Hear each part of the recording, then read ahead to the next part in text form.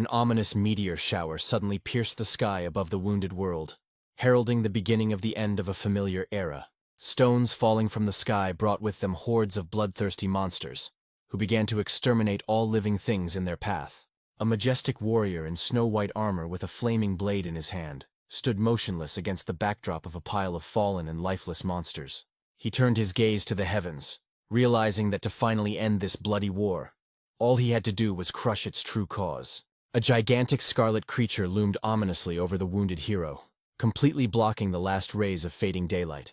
The fighter realized with horror that it was this very creature of chaos that had plunged the world into endless darkness and had coldly taken the lives of all his loyal comrades. The crimson creature hovers in the air, and the man realizes that it is she who rules over all these terrible monsters. The monster slowly extends its creepy hand, which ends in huge and very long claws. The hero grips the lightsaber tightly in his hand, and an unfamiliar voice is heard in the air, apologizing to Ardan. The red creature quickly rushes into a furious attack on the lone warrior. A powerful explosion occurs, and the guy wonders if he has ever tried to defeat this truly disgusting queen in his life. The image of a man from the race of dead souls suggests that now the entire future fate of the world depends solely on Ardan. The warrior successfully blocks the monster's crushing blow, demonstrating incredible resilience in this difficult and bloody confrontation. The creature strikes the hero sharply, causing him to instantly lose his balance and almost drop his weapon from his weakened hands. Reuben of the ancient dragon race asks if Ardan realizes his great duty to lead all the weak and disadvantaged people. The man holds his sword with great difficulty, feeling his hands tremble from the colossal tension. He swings his blade powerfully, creating an incredible wave of pure energy that rushes forward. The red monster is thrown to the side by the crushing force, while sharp rock fragments and thick dust fly around the battlefield. The villain begins to concentrate a powerful stream of dark energy in her palm, preparing a decisive and fatal blow. The man clenches his teeth in horror as he watches the deadly blob fly straight at him, making it almost impossible to escape. Tehran of the monster race claims that some things in this world can only end after final death. The dwarf watches the battle closely and believes in the hero's exceptionalism, despite his obvious and noticeable lack of physical strength. The red villain makes a sharp wave of her hand, and with obvious bewilderment sees in front of her only a completely empty and deep crater. She suddenly freezes in place, trying tensely to find her suddenly disappeared target. The powerful monster queen senses a trap, so she begins to slowly look around, searching for the hidden enemy. Suddenly the hero rushes behind her with his sword drawn, making his fastest and most unexpected attack. The queen instantly raises her hand, trying to use magical energy to stop the movement of the warrior attacking her. With one precise and calculated movement, he cuts off her limb, which falls with a heavy sound onto the rocky surface of the ground. The wounded creature lets out a furious and piercing roar, which literally shakes the entire surrounding space. She counterattacks with her remaining hand, and the hero receives a powerful blow to the chest, sending streams of blood flying in all directions. The representatives of the mythical races Kruger and Kush remain completely silent, carefully watching the wounded hero fall heavily to the ground. The first calmly discusses the guy's incredibly high position.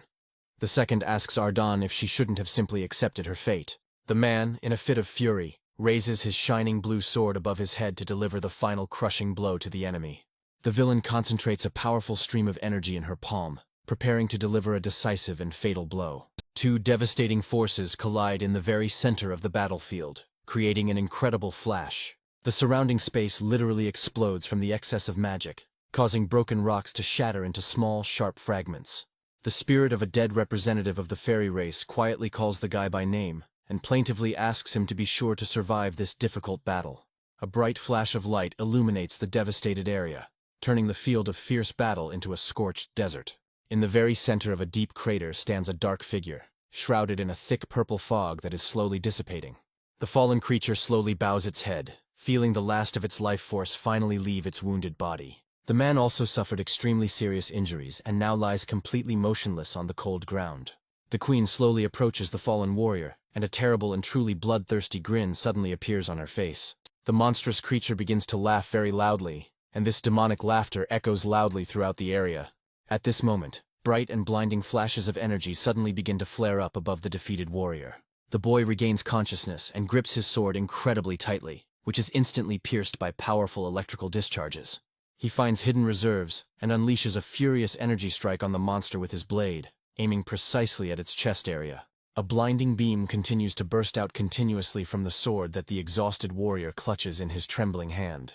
In the ringing silence, a mocking voice is heard, asking the boy if he really decided to remember his friends right in the face of his inevitable death. The man's life force is rapidly leaving him. He can barely stand on his feet, while the scene around him begins to slowly become covered in thick darkness. He plunges into impenetrable darkness, where a mysterious voice expresses sincere hope for their new and very soon meeting in this dangerous world. The stranger promises to wait faithfully for his return, after which the completely exhausted hero loses consciousness and falls like a stone into a bottomless abyss. Even in deep repentance before the consequences of his egoism, the warrior intends to forever remember the names of all the defenders of the world. These mysterious and brave people in this harsh world are usually called hunters. An insistent voice is heard calling the young man by name, trying to quickly bring him to his senses. A guy standing nearby shouts loudly and asks what he is doing, after which he announces that an important meeting is about to start. A young man asks his friend with concern if he is okay, to which his interlocutor replies that he was just thinking. A guy in a protective suit pulls on a mask, fully aware that the slightest inattention will immediately get him fired from his job. The battle has come to an end, and now the workers need to quickly clear the battlefield in order to return to base in time. A group of collectors stands in the middle of a mountain of corpses of giant monsters. The hero only wearily confirms his readiness for the task. Images of elite fighters come to mind when a wave of monsters swept over the world, forever destroying the familiar order of things. At that fateful moment, humanity seized upon the elusive chance of salvation, trying to avoid the inevitable and very terrible death. The hero stands behind the backs of ordinary workers, bitterly realizing how miserable his life has become in comparison to its former glory. The young man's gaze meets his own reflection from the past, where he was a long-haired and truly powerful warrior. His masked partner pats him on the shoulder and tells him to finish off the mutant quickly, before the captain breaks into another piercing scream. The hero merely nods meekly in response, trying to suppress the overwhelming feelings and focus on the current task in this gloomy place. At this point, their commander, spitting with rage, once again calls his subordinates stupid idiots and useless trash. The arrogant swordsman jumps onto the monster's carcass, demanding that his time not be wasted. Otherwise the entire brigade will be left penniless. The workers only apologize guiltily, because in this cruel world such brutal treatment has long become the norm. This proud captain of the guild's assault squad looks down on everyone around him, considering them nothing but dirt. The guy plunges a knife into the monster's flesh, burned from the inside by the thought that now he cannot defeat the mutant even in the weakest dungeon.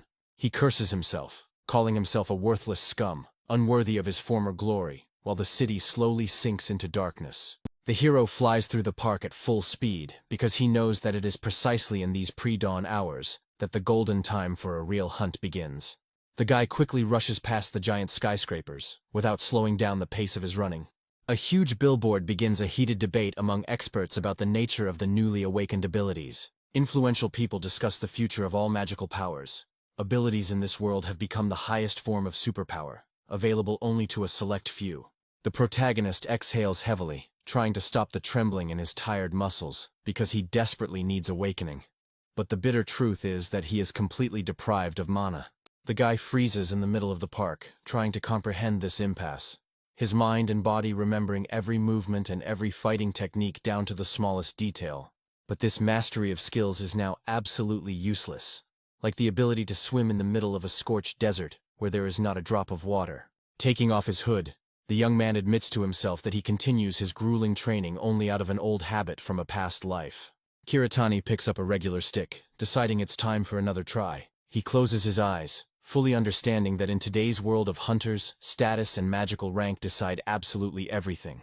Any of his efforts without official recognition of the system seem to those around him to be nothing more than a senseless farce. The hero's gaze suddenly flashes with steely determination, and he expertly swings the piece of wood, realizing that the knight's path is forever imprinted on his wounded soul. With one sharp blow, Kiritani smashes the stick into splinters against an old stump. The fragments fly in different directions, confirming the hidden power of his movements. The hero turns around at the sound of a strange voice that interrupted his loneliness. Ren looks at him in surprise, and asks if he is wasting his time on these strange exercises again. They sit down on a bench, where the protagonist confirms his intentions, and his companion admits that these training sessions always leave him with mixed feelings. Kiritani looks into the distance with an extremely serious face. Completely immersed in his thoughts, Hearing a remark about his appearance, he only briefly throws out that there is nothing special about it. Friends watch a mother and daughter. The child notices with curiosity that some strange man is playing with a stick. Ren chuckles and advises Kiritani to find a more secluded place. Otherwise, he risks becoming a laughingstock on social media. With a smile on his face, his friend asks if he's aiming to join the ranks of real hunters. Kiritani calls this assumption funny, because one naked desire is not enough in their world. Against the backdrop of a city park, he admits his comrade is right. Sitting next to a friend, the guy talks honestly about his dream of waking up, becoming a hunter and making a lot of money. Everyone dreams of becoming a hunter with an annual income of over 2 billion and basking in the admiration of the opposite sex. Ren strokes Kiritani's hair in a friendly manner and expresses confidence that he will succeed when he grows up completely. The guy sadly lowers his eyes, going over in his head the words about duty and protecting loved ones. They walk slowly through the park, discussing work matters, Ren mentioning that the cleanup schedule will be released tomorrow, and expressing hope that they won't be sent into another death trap. Information appears about a new object that they will have to clear this time. The participants hear the name with obvious surprise and fear: the rare labyrinth. The commander gives them an icy look and informs them that all the details of the operation will be sent to each of them by email. One of the workers turns to the captain in horror, because among the C-rank dungeons, this place is considered the most dangerous and deadly section, inspiring real awe. Ren throws up his hand and declares that this is clearly too much, since they have only just learned to cope with ordinary zones. He believes that the rare labyrinth will be an unbearable burden for their squad. The commander presses his palm to his face and barks at his subordinates, demanding that they immediately shut their mouths and listen to the order. He looks at his charges with disdain, reminding them that they have no right to compare themselves to real hunters. Since they are getting paid for this, they are obliged to do the job without unnecessary whining and stupid complaints. The captain emphasizes that the opinions of ordinary workers in this matter are worth absolutely nothing. He suggests that all cowards should leave right now, but warns of the severe consequences of such a step. In their narrow niche, reputation and trust are valued above all else, so deserters will never find work again. The man rudely asks which of the idiots decided to speak up. The hero calmly confirms that it was him. The captain angrily grabs the guy by the lapels and demands that he remember the rules of subordination. He yells that Kiritani should not pretend to be special just because he is participating in a general cleanup. Ren, in his green suit, intervenes in the conflict, confirming his participation and demanding that this scene be stopped immediately. People echo this sentiment, declaring that with the support of experienced hunters, any expedition will go smoothly and without losses. The boss, with a sly grin, thinks that these people are just incorrigible idiots. He believes that if they break under normal pressure, they should just close their mouths and follow the instructions. The commander leaves, saying at the end that everything should be done to the highest standard, and that he will personally check the result. Ren pats the dejected Kiritani on the shoulder in a friendly manner, and insistently calls him to follow him, sincerely asking him not to get upset over trifles. The events move on to the next day. The warriors are already standing in front of a giant shimmering portal. Someone from the crowd shouts out that this is an excellent warm-up before the real thing. A fighter named Kamen orders Haida and Kuda to move to the front lines immediately. The main character walks slightly behind the captain, who is loudly giving orders to his men. He yells that Akai must provide fire support from a distance, and the magical rear must be on guard. The guy notices that there is undisguised anxiety on the faces of everyone present. The warriors begin to move across the rocky ground. Ren turns around with an encouraging smile and says that they will soon leave this place. Kiritani understands that the hunters hate the purges with a passion, as they are also driven there against their will. Kamen rudely shouts that any trash should not dare to get under the feet of elite fighters. All these thoughts and the situation itself weigh heavily on the guy. He looks gloomy, upset, and depressed. He takes a step into the blue haze of the portal, secretly hoping that this path will not become a direct road to the grave for him. The system window reports that the guild's assault squad is ranked D, and the dungeon itself is ranked C. The clearing has officially begun. A group of warriors slowly makes their way deeper into a dark and damp cave. A guy approaches a girl in a hat and asks if she feels anything strange around her. She confirms his fears, but is convinced that the squad will easily cope with the task, and advises not to anger the commander, who is already in a foul mood. Ren leans towards Kiritani and whispers that the elite hunters are acting suspiciously and even frighteningly today. The guy agrees with his friend, feeling how an invisible anxiety is slowly eating away at the confidence of the professionals. Kamen raises his blade. He carefully examines the strange stone growths inside the cave. The hunters begin to peer intently into the impenetrable darkness gathering ahead. From the very heart of the dungeon, the outlines of something truly terrifying are gradually emerging, which makes the blood run cold in the veins of every witness. Suddenly, hundreds of orange eyes flash in the impenetrable darkness, and the captain screams hysterically about the beginning of a massive enemy attack on their positions. The terrifying monsters begin to rapidly close the distance, while people, frozen with fear, try to comprehend the scale of the mortal threat looming over them. The frightened recruit clutches his sword and asks his comrade about the number of creatures, to which the latter sullenly replies that the situation smells like a setup and is beyond all reasonable control. Kamen rushes into the thick of the fight, shouting orders and demanding that the fighters move their limbs if they want to get their money. A mighty warrior takes a crushing blow from a giant beetle on his shield, its jaws snapping a millimeter from his face. The sharp blade crunches through the mutant's shell, sending sprays of foul-smelling dark blood flying in all directions. The commander orders the heavy infantry to launch a decisive offensive to crush this creeping wave in the bud. The warriors rush at the monsters with furious cries, using all the magical and steel weapons available to them. Ren turns to Kiritani and orders the newcomers to stay close to the exit, to avoid becoming easy prey for these creatures. At that moment, a ferocious beetle rushes towards them, spraying sticky saliva in all directions, in anticipation of an imminent meal. The cave ceiling literally comes to life as thousands of tiny creatures begin to swoop down, diving straight onto the heads of the bewildered people. The hunters scream in horror, realizing that the enemy's numbers exceed all their wildest and most pessimistic expectations. The archer raises her bow and shouts for everyone to disperse, firing a flaming arrow straight into the thick of the enemy. There is a colossal explosion, and the remains of the monsters fly all over the cave, turning into a bloody mess. Kiritani and her friend stare in awe at the raging flames, trying to comprehend the scale of the destruction. The guy turns to Kamen and asks if this nightmare is really over, but he only snaps back rudely, demanding that he not stand there like lifeless idols and remain vigilant. At that moment, the earth trembles from the steps of a giant, whose gigantic paw crashes down on the stones. From the depths of the labyrinth emerges Gallus, the true master of these cursed lands, emitting a furious and piercing roar. The captain grabs the shield and orders the fighters to stay away from the deadly tail, aiming exclusively at the creature's head. The monster makes a sharp swing of its powerful tail, knocking down several hesitant warriors. The monster suddenly rises into the air, causing the hunters to raise their heads in horror and frantically call for help from a squad of magicians.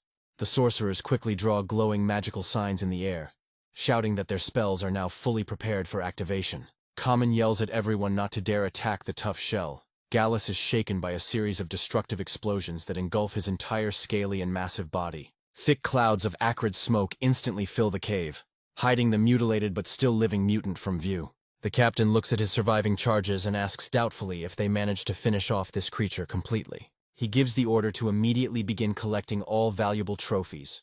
One of the fighters plunges his sword into the carcass, surprised by the incredible strength of the flesh, but suddenly falls into a state of complete shock. Right in front of him, Gallus raises its head, revealing its true and truly terrifying power. A stream of seething green liquid bursts from the monster's mouth and falls straight upon the hapless hero. The poisonous acid burns the warrior alive in seconds, leaving behind only a melted and useless steel sword. The hunters panic and scream that no one warned them that the boss had such deadly and caustic saliva. Commanders give the order for an immediate retreat, since any contact with this poison inevitably leads to a painful death. Kiritani remains icy calm as she watches the shameful flight of those who called themselves elite and professional hunters. Kamen, sword in hand, continues to scream, calling his subordinates pathetic losers and demanding that they stop their shameful behavior. The captain is confident that he can solve the poison problem by simply closing the monster's mouth. But Kiritani realizes that the fighters are already dying in clouds of toxic fumes and scalding acid. The boss, in a rage, showers them with the worst words, calling them a bunch of worthless idiots, incapable of even basic defense. The man launches into a suicidal charge, shouting orders to advance as he takes the brunt of the blow. With one precise and crushing blow, he severs Gallus's head, ending the life of the vile lord of the labyrinth. The stunned soldiers freeze, looking at the triumph, and enthusiastically whisper that the captain is truly worthy of his high rank. The commander only started shouting even louder than before, demanding that these slackers get down to business immediately and stop slacking off. People notice a strange movement under the vaults of the cave, at which moment a gigantic and truly ominous silhouette looms over them, causing the warriors' hearts to sink into their heels. The entire squad freezes in primal terror, unable to believe that something far more terrible is hiding behind the boss they just defeated.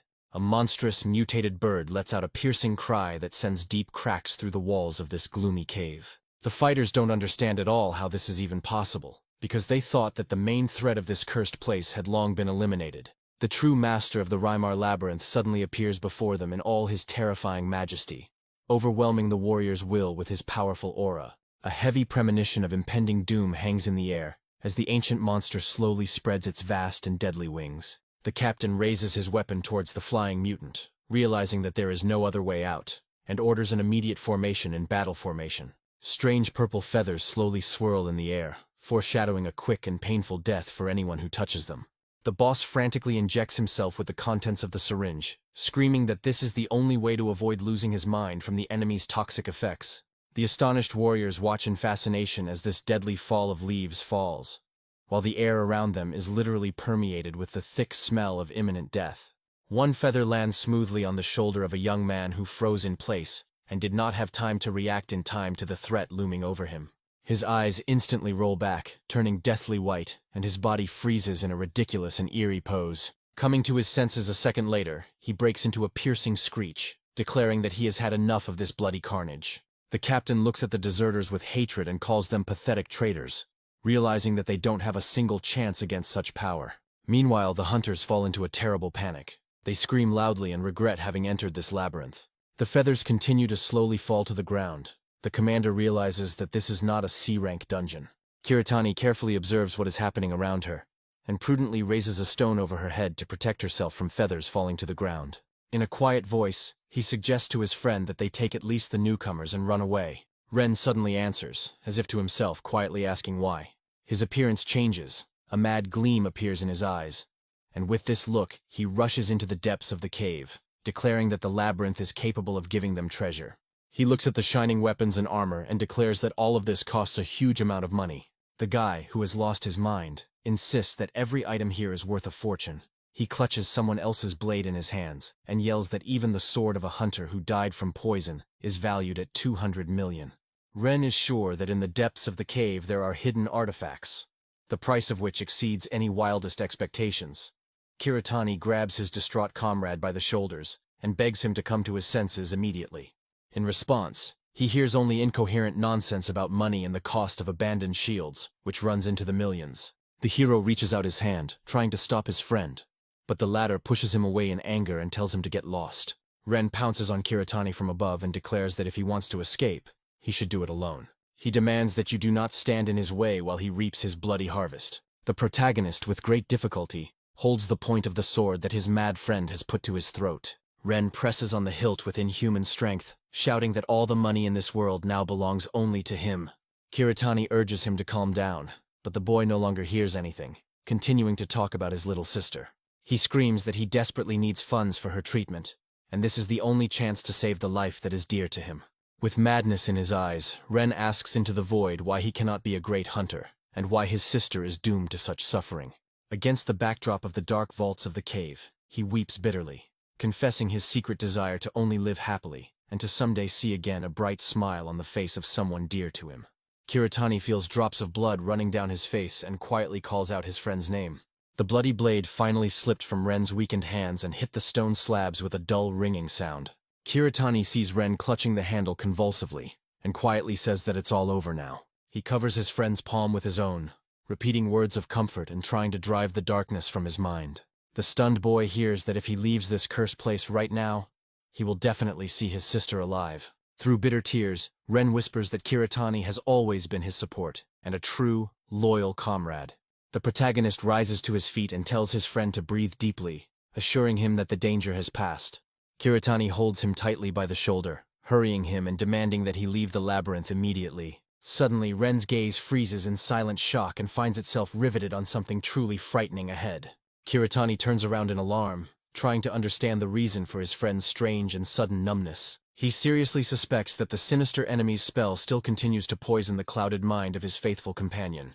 Ren jumps up abruptly, clutching the hilt of his sword with both hands. The next moment, a fountain of scarlet blood splashes right in front of the face of the stunned protagonist. Kiritani screams in horror, not understanding what happened and where this fatal blow came from. Drops of hot blood settle on the hero's face, while a thick, crimson liquid begins to slowly flow from the mouth of his faithful friend. The guy looks at his comrade in horror, realizing that this wound is fatal, and life is leaving the wounded body. Kiritani caught the limp body, preventing it from collapsing onto the cold stones of the cave. His dying friend, looking down, uttered with difficulty the words that he was sincerely happy about the salvation of his comrade. The shocked young man heard a mocking question about where they were going in the midst of the fun. Captain Common, completely succumbing to the madness of the magical feathers, grinned with a disgusting grin. A purple feather pulses right next to his shoulder, and Kiritani realizes with a shudder that the commander has completely lost his mind.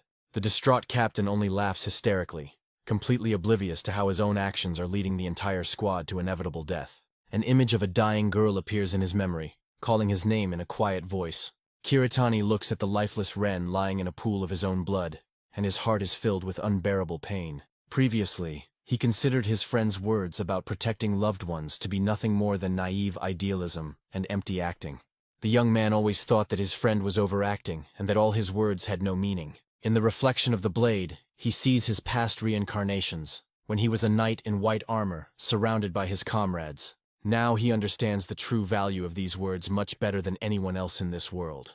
Kiritani looks down at her shoes, which are covered in her comrade's blood. He picks up the 2 remaining swords from the ground and grips the hilts tightly. He realizes that Ren sacrificed himself by shielding him with his body, and that this death should not be in vain.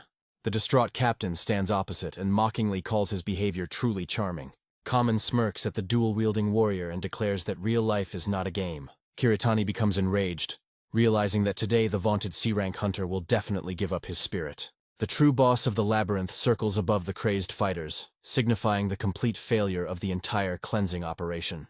The team is completely scattered, the elite hunters are destroyed, and the purple feathers continue their deadly dance. Common looks at the chaos around him and convinces himself of his own infallibility, blaming everything on ordinary hunters. The man wonders how this could have happened, since the mission was a complete failure. He casts another painful glance towards the remaining hunters. In a quiet voice full of contempt, he calls them pathetic, worthless insects. He clutches the poisonous feather in his hand, believing that it was these useless insects that thwarted the professionals. A monstrous thought is gradually maturing in his head. Worthless trash has no right to continue to exist. The captain pierces the chest of another retreating fighter, demanding full retribution for his defeat. The bodies of the dead warriors fly apart from his furious swings. Common screams hysterically and declares that they are all going to die now. The captain looks at the survivors with undisguised fury, considering each of them nothing but a useless and stupid piece of idiot. The hero sits motionless on the cold ground, clutching the lifeless body of his only friend. Common, with a nasty grin, states that Kiritani is just as guilty as anyone else, as he has always been an insolent and annoying upstart. The distraught commander launches a swift attack, wanting to put an end to this bloody story. There is a sharp sound of cutting flesh, and scarlet splashes of blood fly across the stone vaults of the cave. The hero stands frozen in shock behind the mortally wounded Ren, unable to take his eyes off the horrific sight. Common bursts into manic laughter as his eyes glow an ominous and unnatural purple. He says with disdain that he expected to see horror in the boy's eyes before he finally gave up the ghost. Kiritani silently rises and clutches 2 swords in his hands, looking at the enemy with an icy and absolutely calm gaze. The captain grins and mockingly compares the boy's pitifulness to an insect desperately trying to protect its eggs. He points the blade at the young man and demands that he stop this ridiculous circus of trying to give a worthy rebuff. Common screams about the colossal difference in their statuses, reminding him that he, an elite hunter with awakened abilities, remains in his eyes just a snotty youth to Kiritani. The commander, in a mad rush, waves his sword in front of the empty space, promising to gouge out the impudent man's eyes for his insolence. The next second, his face contorts in shock as Kiritani suddenly disappears from his sight. The guy catches the enemy from behind, delivering a crushing blow with both of his sharp blades at once. The captain suddenly realizes that he is facing a very agile and strong opponent. Common barely manages to raise his heavy shield, blocking a powerful attack that could have been fatal for him. The man makes a wide swing and demands that the little girl not dare interrupt him until he has finished his speech. Kiritani gracefully leaps back, avoiding the deadly steel and instantly closing the dangerous distance. He slides across the wet ground and realizes that even a hunter who has lost his mind remains an extremely dangerous and fast opponent. The true master of the labyrinth sits majestically nearby, watching this deadly battle from the sidelines. Kiritani understands that the main threat comes from the monster, but now it is vital for him to focus all his attention on the hunter. The protagonist grips the hilts of his swords tightly, and at the limit of his abilities, launches another swift attack. The cave is filled with the constant deafening sound of clashing steel, and Kiritani sees the tip of the enemy's blade pass within centimeters of his temple. The captain, in a blind rage, makes a wide strike, but the boy miraculously avoids it, sliding on the stones. They freeze opposite each other, breathing heavily and not taking their eyes off their opponent. Kiritani frowned, feeling the wild fatigue begin to grip his overstrained muscles. He maintains his fighting stance, knowing that in a fair fight he would still be inferior to this mad hunter. His mind instantly reads every movement of the enemy, but his exhausted body simply does not have time to react. The hero thinks bitterly that if he could use at least 5% of the power from his past life, everything would be different.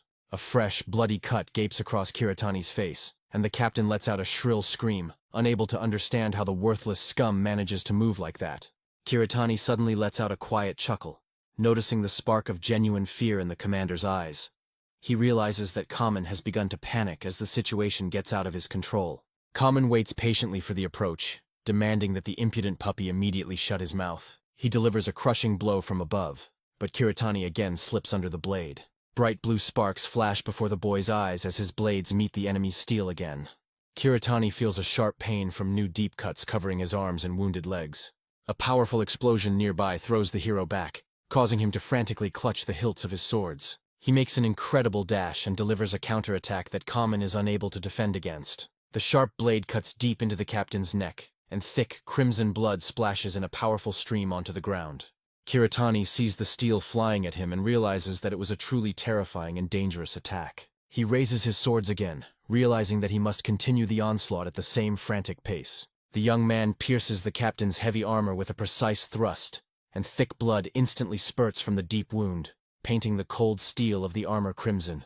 Kamen jumps back, trying to comprehend how the situation could have turned so drastically against him.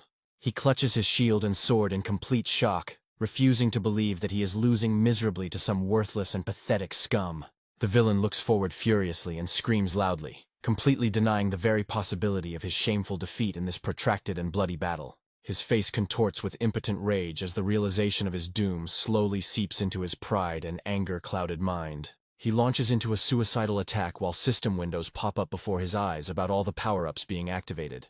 Acceleration, steely will, and super strength transform the captain into a swift and deadly blur. The guy sees that the enemy, at the peak of his abilities, is moving faster than the normal human eye can detect.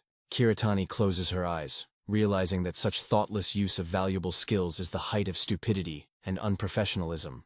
Despite the enormous speed, the trajectory of the maddened hunter's movements remains completely predictable for the hero. He makes a sharp jerk. The guy masterfully dodges the fatal blow and firmly grabs the hilts of his trusty swords. Kiritani counterattacks, and the next moment a loud metallic sound is heard, and the captain's weapon shatters into pieces. He looks at the broken sword in his hands in horror, realizing that his strength and confidence have been destroyed along with this blade.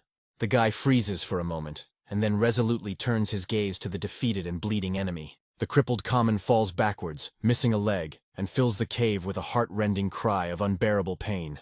Kiritani stands before him, breathing heavily, and with undisguised contempt calls the fallen leader a pathetic rat.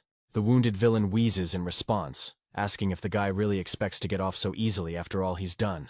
Kiritani calmly notes that purple feathers are great for helping people completely lose the last of their sanity. He mockingly asks if the captain is going to announce his sudden recovery right before his death. A surviving fighter watches from the shadows as Kiritani raises his sword over the commander's head, delivering his just judgment. The hero is sure that this man deserves the most severe punishment for his betrayal and weakness. A distraught Kamen continues to shout about his status as a hunter, refusing to acknowledge the superiority of the unawakened youth. Kiritani, with icy determination, orders the enemy to simply die, and with one powerful swing, completely decapitates him. The captain's head flies off, leaving behind a thick trail of scarlet blood. Kiritani stands frozen over the fallen enemy, maintaining a heavy silence and looking at the work of his hands. All around him lie the mutilated bodies of soldiers and ordinary workers, turning the cave into a mass grave. He realizes that this is total destruction, and admits to himself that he has not seen so many corpses for a very long time. The dead litter the ground, reminding him of hundreds of years of loneliness. when suddenly the hero notices a strange glow emanating from him and blazing with a bright blue flame. He wonders what the hell this is, and if his thoughts about the past world have suddenly taken physical form. Against the backdrop of shimmering azure drops, Kiritani feels something painfully reminiscent of forgotten magical power. The guy understands that this inexplicable feeling of unity with the sword is the long-awaited awakening. He stands in shock as a glowing system window informs him that his current level has just skyrocketed to a new high. Kiritani stares at the lines, disbelieving his awakening, as the full stats unfold before him, complete with new stats and unique abilities. Kiritani looks down thoughtfully, the dying, despairing cry of his mad friend still ringing in his ears. The hero stands before Ren's bloodied body, lamenting the injustice of fate and the lost chances of those who truly needed strength. He sees how, right in front of him, the space begins to pulsate and burst into ominous purple flashes. The true boss of the labyrinth rises once again, showering the dungeon with a new batch of its deadly and poisonous feathers. The young man calmly watches the whirlwind of deadly feathers and notices that this creature is behaving too noisily. Kiritani speaks the words about the magic coefficient, and a system notification about the new power parameters immediately appears in front of him. The bright interface window blinds the eyes as the guy carefully studies the changed numbers in his characteristics. After a long-awaited awakening, he stares at the monster, realizing that the difference between 0 and 1 in magic is a whole abyss separating heaven and earth. He gives the monster an icy look and declares that he is no longer the weak man he was just a moment ago. The hero openly provokes the labyrinth boss into attacking, wanting to test his newfound power in a real matter. The huge bird folds its wings and dives straight at him at great speed, wanting to tear the impudent daredevil to pieces. The guy understands that the hunters here are simply mindlessly throwing out energy, completely unconcerned about the subtle control over their power. The enraged mutant rushes forward, but Kiritani only notes that the enemy has completely succumbed to his animal pride. He closes his eyes for a moment, and his body is enveloped in a powerful glow of pure and dazzling blue energy. Kiritani understands that basic use of mana merely strengthens the flesh, but requires pinpoint precision to achieve true mastery. He throws one of his swords with a sharp movement, feverishly calculating all the vulnerable points on the flying enemy's body. The guy mentally connects all the magical lines into one, trying to deliver a single, but absolutely fatal blow. He launches a decisive attack, aiming to strike the most vulnerable spot in the armor of this winged nightmare. The thrown sword whistles past the boss's head, causing him to let out a deafening and furious cry from the wound he received. The weapon hits the rock with a deep ringing sound, while the bloody bird continues to scream furiously in pain and anger. Kiritani only chuckles quietly and, engulfed in azure flames, makes another swift dash towards his prey. A powerful stream of pure energy distorts the space around the guy with incredible force. He rushes towards the monster at great speed to deliver his crushing blow. With one lightning-fast movement, he clips the monster's wings, depriving it of its main advantage in this tight space. The hero plunges the blade into the enemy's flesh, reminding him that true death always comes suddenly and knows no mercy. He finally cuts off the giant bird's wing, causing the master of the labyrinth to collapse to the ground at his feet. The master of the labyrinth, with a mutilated, bloody wing, fills the cave with a piercing cry of unbearable pain. The boy pushes off the rock with force, launching another swift and deadly attack. He is extremely focused, realizing that now is the decisive moment for the full concentration of his new powers.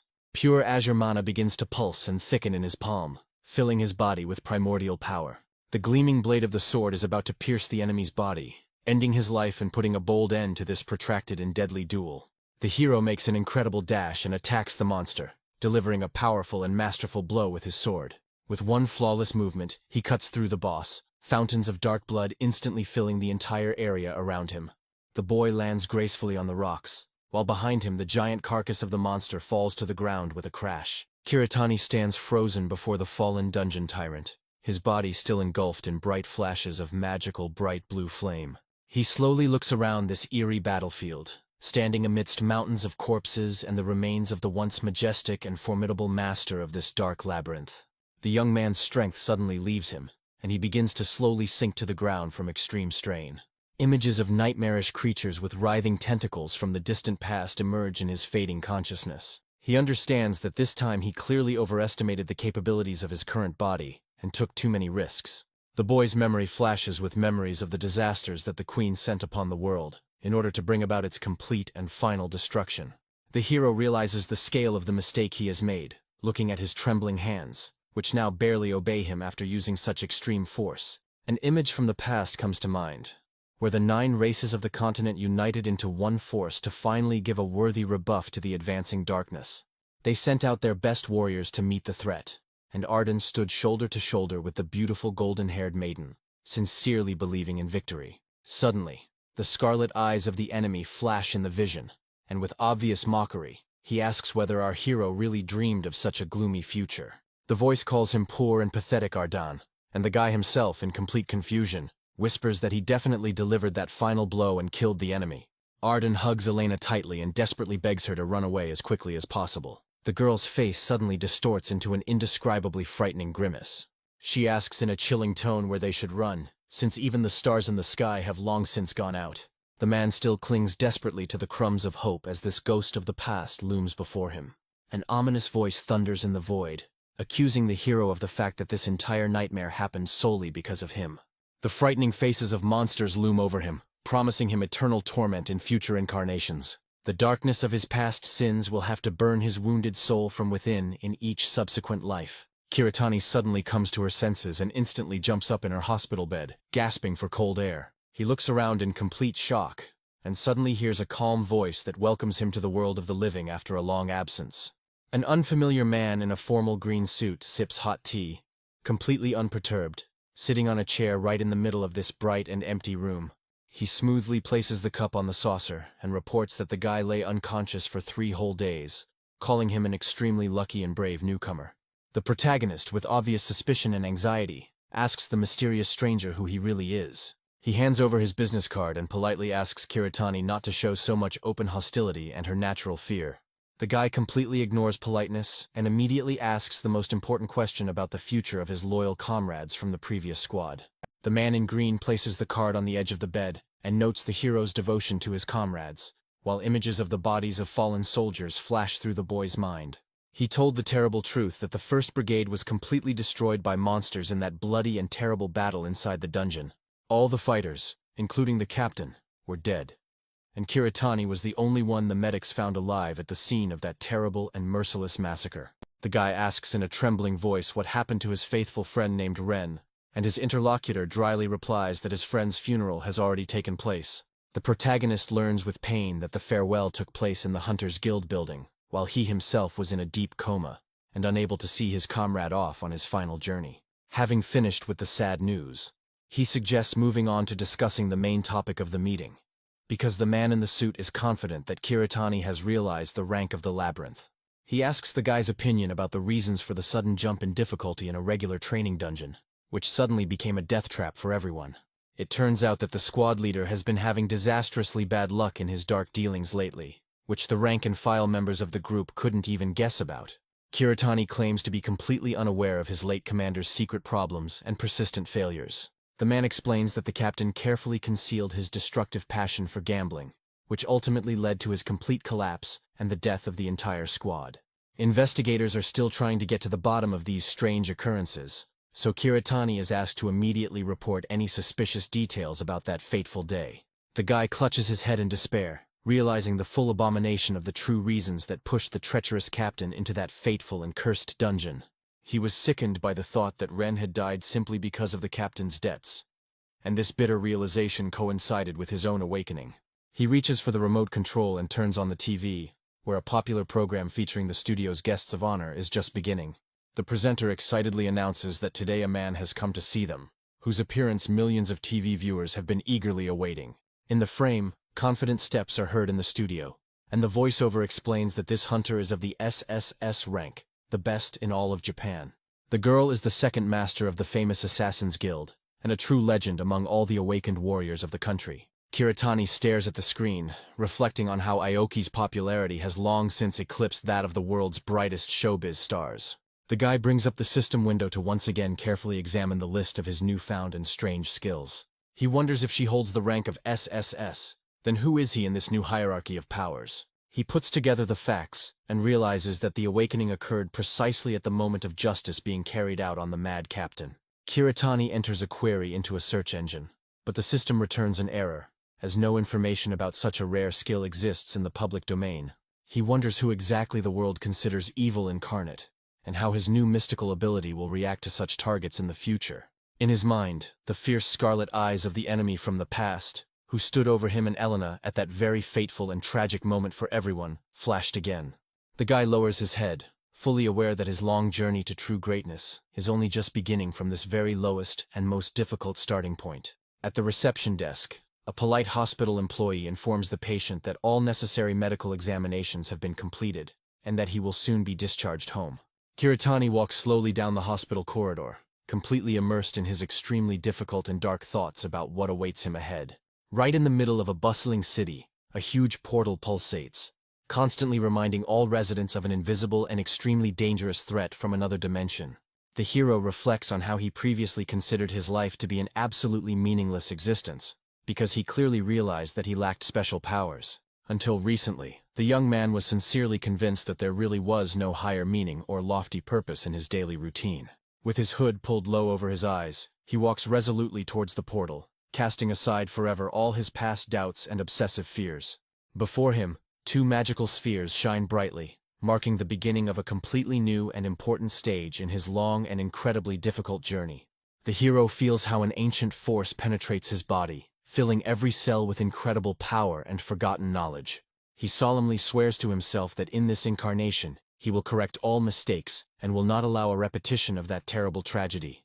The guy clenches his fists, because now he knows exactly the true price of defeat and will never again allow his enemies to catch him off guard. Kiritani, sword in hand, freezes before dozens of glowing-eyed monsters ready to tear him to pieces. He points the blade at his enemies, concentrating on completing his first and most important task. Surrounded by ferocious mutants, the guy finally decides to become the best and reach the top in this new hierarchy. The action moves again to the city hospital, to the rehabilitation room. The nurse pulls back the thick curtains and informs the patient that his treatment time is over. The girl turns to the shining healing crystal, delighted by the presence of a modern filter cube in their clinic. She sympathetically asks the patient why no one is accompanying him today and where his parents are. The girl doesn't receive any answer. At this time, another employee slowly approaches her, smiling widely and very mysteriously. She turns to a colleague named Kimura and asks her to go help the others, promising to finish all the remaining work here herself. The girl agrees and says a warm goodbye to the patient, while the second nurse wipes the sweat from her forehead and apologizes for her young assistant's excessive straightforwardness. The girl in the next hospital bed quietly thanks the staff for their care and attention. The nurse looks closely at the patient and suggests that she might not have heard the latest news about her brother. A hospital employee freezes in front of a girl named Mizuhara, who only sadly admits that what she really wants right now is something sweet to take her mind off things. The girl mentally transports herself into an endless blue abyss, reflecting on her severe and strange allergy to mana. She remembers the moment she fell to the floor, realizing that the opening gates had begun to poison the atmosphere of the entire planet. Due to the constant saturation of the air with magical energy, a new disease has appeared in the world, slowly taking the lives of ordinary people. The girl understands that her illness is currently considered medically incurable, as doctors have still not been able to develop an effective cure. Clinics are only able to temporarily suppress symptoms using a filter cube. Mizuhara looks at her pale hands and doubtfully asks herself if such a life can really be considered a blessing. She turns her gaze to the TV screen, where the announcer is enthusiastically reporting the incredible success of the latest internet broadcast. The main sensation was Japan's best CCC-ranked huntress, Aoki, whose appearance caused a real sensation. The girl on the TV screen releases a powerful bolt of blinding yellow lightning, demonstrating to everyone her unwavering will and determination. She clenches her fist and directs destructive energy straight ahead, causing the air around her to vibrate. The amazed Agawa stares at the screen, mesmerized, unable to tear herself away from the contemplation of such great and terrifying power. The boy on the next bed cheers loudly and shouts that Aoki is simply magnificent in her fighting and furious madness. He adds with a wide smile that her lightning bolts look simply stunning and fill him with genuine childish delight. The child vows that if he ever undergoes the awakening procedure, he will definitely join her renowned Assassin's Guild. The girl sadly thinks that the boy still has a few years left before he can officially become a real hunter. The child excitedly asks the girl if she thinks Aoki is the coolest heroine. Agawa agrees, while the stern parent takes the noisy boy away. Agawa bitterly realizes that although he and Aoki are the same age, she has already become #1 in Japan and a world celebrity. She looks ahead, realizing how huge and insurmountable the gap is between her and this shining pinnacle of success. The girl realizes that because of her sick and weak body, she has become nothing but a heavy and debilitating financial burden. Suddenly, someone lightly taps their can on her drink, noting that if she continues crying, she will attract unnecessary attention from others. The girl looks up, her eyes full of tears, and sees a nurse in front of her, who is smiling kindly at her patient. A hospital employee advises finding the strength to smile during difficult times, as it's the best way to cope. She is sure that her brother would like to see her happy, not shedding bitter tears in the empty corridor of the clinic. The nurse claims that her brother has probably prepared a special gift for her, and is really looking forward to their quick and joyful meeting. Agawa thanks the nurse for her support with a sincere smile, feeling the weight on her heart begin to lift a little. The girl suddenly freezes in surprise, looking ahead as the nurse peers intently into the darkening opening of the hospital window. Something inexplicable begins to happen in the air right above the hospital, and a nurse points anxiously at a strange crimson moon. The two of them peer fearfully out the window, where a pulsating sphere of colossal size has suddenly appeared in the middle of the clear sky. Mizwara is completely perplexed as to why this ominous object appeared in broad daylight without any warning from the authorities. The girls turn around at the noise and see panicked people screaming hysterically about the need to immediately flee the building. Agawa freezes in horror as she hears insistent demands to immediately proceed to the clinic's deepest and most secure underground shelter. The purple object behind them glows brighter, and voices announce that the legendary rift disaster has begun. A man in the hallway reports an urgent message from the Hunters Association and begs everyone to leave before the anomaly reaches full power. A frightened Agawa flinches from a sharp cry calling everyone to run to Building B as quickly as possible. At that moment, the monster's huge fist breaks through the wall with a deafening roar right next to the young girl, frozen with fear. Agawa looks at the giant limb that is frozen a few centimeters from her pale face. The monstrous mutant grows before her to its full gigantic height, filling the entire space of the destroyed hospital corridor. Mizwara lies on the floor behind her and screams hysterically, demanding that her charge pull herself together and run without looking back. The girl's legs tremble uncontrollably from primal fear, paralyzing her movements and depriving her of any hope of a quick rescue. She desperately tries to force her body to obey her mind, while the ferocious red mutant looms over her like death itself. Agawa realizes with horror that her limbs have completely stopped obeying her, and she cannot take even one saving step. The girl freezes in a silent scream, looking into the bloodshot eyes of the monster, who was already preparing to strike. Suddenly, someone grabs her tightly from behind, and a nurse screams in her ear for her to pull herself together immediately. Mizuwara states that the association is already aware of the tragedy, meaning professional hunters will arrive on the scene within a couple of minutes. She lets go of the girl's hand to distract the creature, but a powerful blow sends them flying, the monster smashing everything around with its massive, heavy fists. One of the surviving guys holds Mizwara, shouting that it is impossible to save the girl, and they need to stop this madness immediately. The massive mutant slowly extends its clawed hand towards its cornered victim, preparing to deliver its final and fatal blow. The girl despairs and wonders if this world would change if she too possessed even a drop of magical power. Her eyes are full of tears. She bitterly regrets her weakness in the face of inevitable and terrible death. Agawa looks ahead through a haze of sobs and suddenly hears words that remind her of the unbreakable bond between her brother and sister. The frightened girl freezes against the backdrop of the defeated monsters and, with hope in her voice, asks the stranger who he is. The guy slowly turns around and asks if it really is the younger sister of his deceased comrade standing in front of him. Kiritani stands over the dead mutant's carcass, declaring that from now on he will protect her in his brother's stead. The girl can't believe her ears when Kiritani tells her that Ren sacrificed his life to save his best friend. She asks him again in a complete daze, while the image of her radiant and infinitely happy brother emerges in her memory. Bitter tears begin to flow from her eyes, and the realization of an irreparable loss falls like a heavy stone on her heart. Sitting on the cold floor, Agawa realizes that this man is the very parting gift that the late Ren left her. The action moves to a vast desert under a huge moon, where one of the most dangerous high-level dungeons is located. Aoki, the greatest SSS-ranked hunter and leader of the Assassin's Guild, moves swiftly across the scorching sands of this dead zone. She freezes in front of the giant underground worms, clutching a heavy and deadly combat weapon in her graceful hands. The girl silently rushes into attack, and with one precise blow cuts off the head of the first monster that dared to stand in her way. She deals with the enemy in cold blood and lands smoothly, seeing several more writhing, hungry creatures in front of her. Aoki swings his blade again and gives the monsters an icy glare, preparing to unleash a series of his signature attacks. A male voice is heard, which begins to talk about a certain influential lawyer who has been persistently trying to get in touch with the girl for a long time.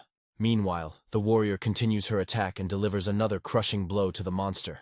A huge stream of energy falls on the worm and causes a powerful explosion. Mutant flesh shreds fly in all directions, as a male voice explains the details of the annoying lawyer's biography. A mercenary named Riketa notes with obvious irony the incredible courage of this man, who tried with all his might to get as close as possible to the mysterious Aoki. He sits down by the rock and remarks that such a beauty will always have too many crazy fans. Aoki raises his sword for another strike, continuing his methodical clearing of the desert lair from hordes of mutants. She swiftly attacks the mutant while her partners discuss her unique status as the only SSS-ranked hunter in all of Japan.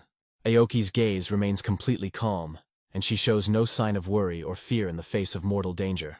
Several giant worms surround the girl in a tight ring, cutting off all possible escape routes. She just quietly whispers that this is a good development, and with a slight smile adds that the situation is working out just fine. Something heavy lands with a thud on the sand next to Riketa. The guy looks in surprise at the obstacle that has appeared in front of them. From the depths of the desert, the true master of the dungeon slowly emerges. He raises his powerful weapon, declaring the need to immediately enter the battle and help his mistress in this fight. The warrior turns around abruptly, hearing the girl's icy voice, who expresses her firm intention to finish this whole matter on her own. Aoki dashes past the writhing worm, reminding her teammates that she had originally planned to deal with the monster alone.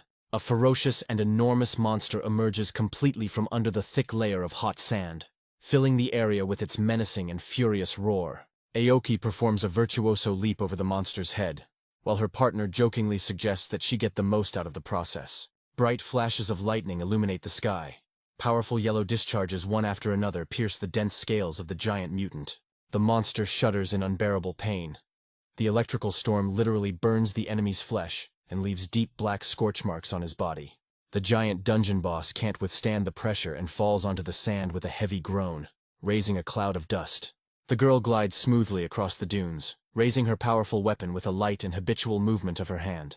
Then the warrior, illuminated by bright flashes of lightning, plunges a huge blade into the body of a giant monster. Colossal electrical discharges crackle around the heroine, confirming her incredible and undeniable power. The man says they should thank the high-ranking huntress for clearing the lair so quickly and cleanly. Aoki grips the hilt of her weapon tightly as a system window pops up before her eyes, notifying her that she has successfully cleared the current level.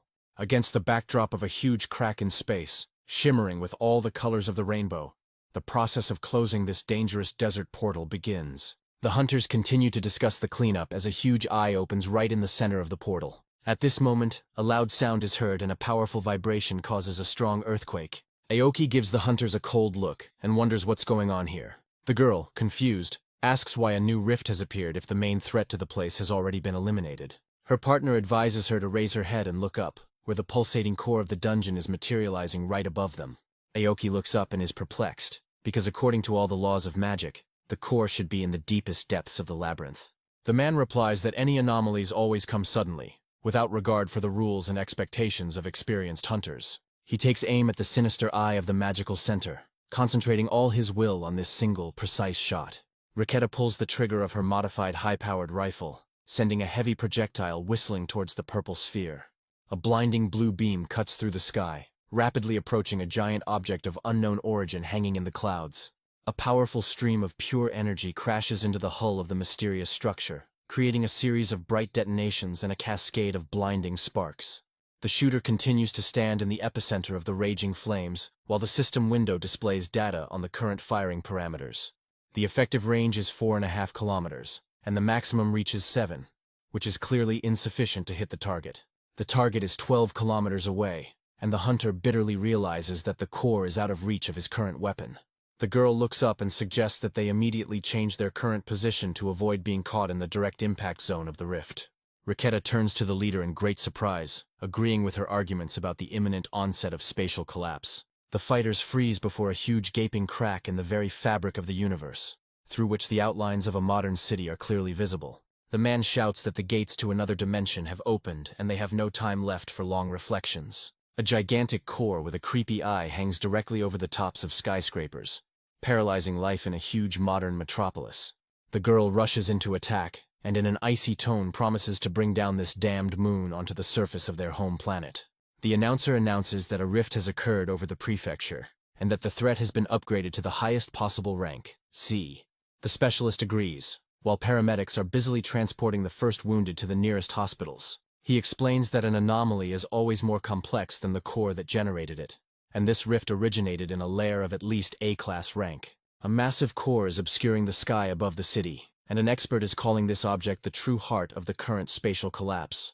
Kiritani stood frozen by the window with his arms crossed over his chest, completely immersed in heavy and gloomy thoughts about the foggy future. At this time, a girl slowly walks along the hospital corridor, trying in every possible way to suppress the external manifestations of her painful allergy to mana. When asked about her health, she meekly replies that everything is perfectly fine with her, and there is absolutely nothing to worry about. Agawa stops in front of the young man and asks if he is really the same newbie who worked side by side with her older brother. Kiritani confirms this fact. The girl sadly asks if Ren told his friend about the existence of his only sister. She freezes in front of him with her head bowed, feeling enormous guilt for having become an unbearable burden for her brother.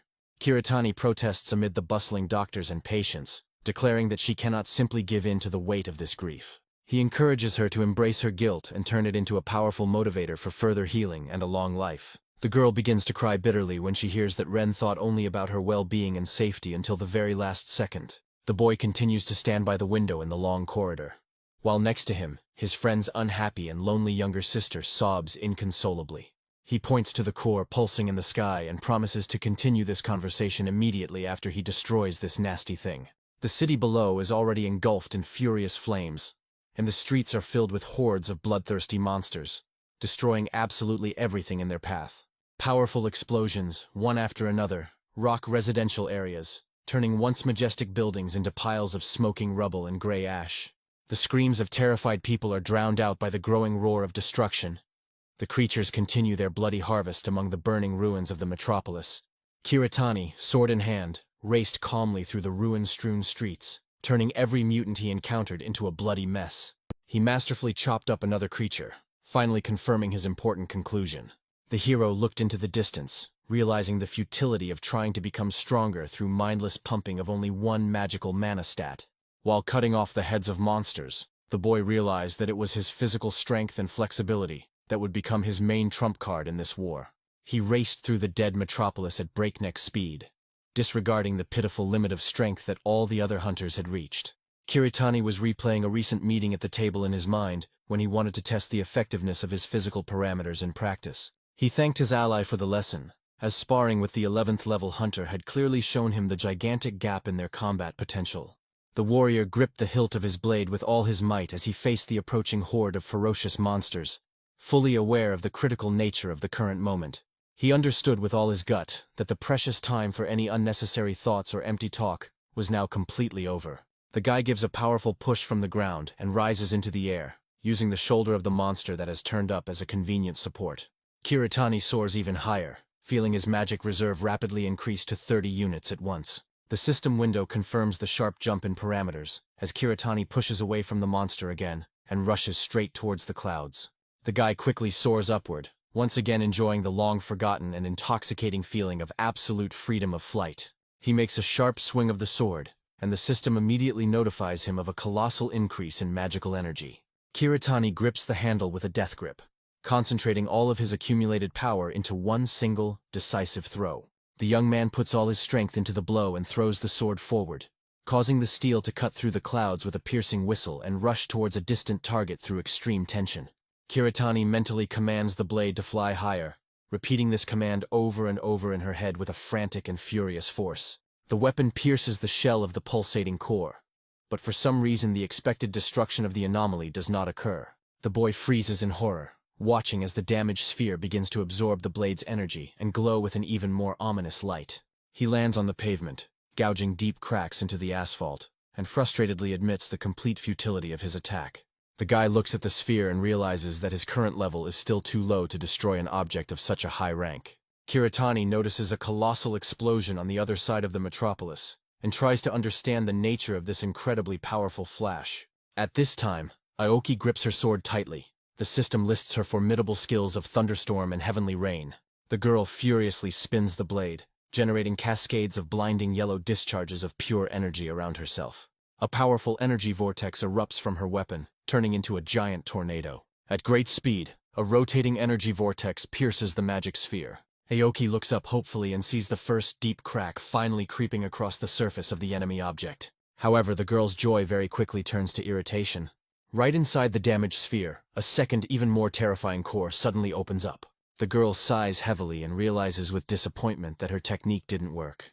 The anomaly's bloody eye flashes with a crimson light, causing her to wonder about the true role of this false celestial moon. A new red sphere begins a rapid approach to the defenseless city, threatening to wipe out all life in the area. The warrior releases another powerful stream of energy, desperately trying to hold back the onslaught of this new and much more powerful core. The golden glow collides with the enemy's energy, causing the ground beneath the girl's feet to crack from the colossal pressure. Kiritani watches her struggle from the sidelines and notes that this is exactly the kind of tenacity he expected from a SSS-ranked hunter. He suddenly appears next to her and grabs her tightly by the waist, urging her to put aside unnecessary emotions and concentrate. The young man whispers in her ear that thousands of innocent lives now depend on her composure, and asks her to trust his experience. Aoki, shocked, demands that the insolent man remove his hands immediately, but Kiritani only looks forward more firmly, ignoring her anger. He understands that she is acting extremely ineffectively and thoughtlessly. The guy directs the flow of energy exactly as his ancient warrior skills tell him. The girl feels how her magical channels suddenly stabilize and fill with incredible, transcendental power. She realizes in complete amazement that her strength has stopped wasting away and is now literally overflowing. Kiritani firmly supports her from behind, helping the young huntress deliver a crushing blow that can stop this madness. Aoki knows she's almost completely exhausted her magical reserves, but now is not the time for weakness. She releases another powerful blast of golden energy, recognizing that this strange guy has a truly useful ability. Aoki breathes heavily from exhaustion and quietly whispers that this terrible and dangerous anomaly is finally over. Kiritani replies that in fact the battle is far from over. The girl turns around in bewilderment. The bloody eye of the core begins to pulsate ominously in the sky again. The guy explains that the creature is still alive and finds the situation quite funny, despite the mortal threat to the city. He points to the floating sphere and asks Aoki if she can repeat her powerful and accurate ranged attack. The huntress, collapsing into the crater formed by the explosion, declares that this is absolutely impossible due to her complete magical exhaustion. Kiritani peers up and hears the girl say that all they can do is humbly wait for reinforcements to arrive from headquarters. He declares with determination that he will deal with the problem himself, and suddenly jumps right onto the flat blade of her huge sword. Aoki doesn't understand what this madman is planning while he stands with his feet on her most valuable and powerful battle equipment. Kiritani reminds the official national champion that she is definitely strong enough to launch one person into the stratosphere. The girl makes a sharp swing and screams hysterically that this mysterious newcomer is the most abnormal person in her life. Under the influence of colossal centrifugal force and magical impulse, Kiritani soars into the sky like a cannonball. The young man approaches the shining core, analyzing past mistakes in calculating power, and preparing to deliver the decisive blow. He realizes that last time he simply didn't have enough distance, and now he has to get close to the target to strike. His trusty sword spinning in the air, Kiritani concentrates the last of his magical energy for a final push. He performs a virtuoso somersault in the air and kicks the hilt of the flying sword with all his might, giving the weapon incredible acceleration. The steel blade whistles through the thin air and rushes towards its target like lightning. The system window instantly reports that the mana level has increased to 35 units, while the hero rushes through the clouds at insane speed. A powerful spatial rift gives birth to a stream of monstrous force, and the released energy tears the core of the rift into small pieces. Aoki stands frozen in complete shock, refusing to believe her eyes as she watches the destruction of an object that she thought was completely invulnerable. The boy begins his fall against the backdrop of an expanding sphere of explosion. The shocked huntress mentally calls this mysterious stranger a madman. His silhouette slowly dissolves into clouds of smoke and dust, leaving the girl completely bewildered by the suicidal maneuver she witnessed.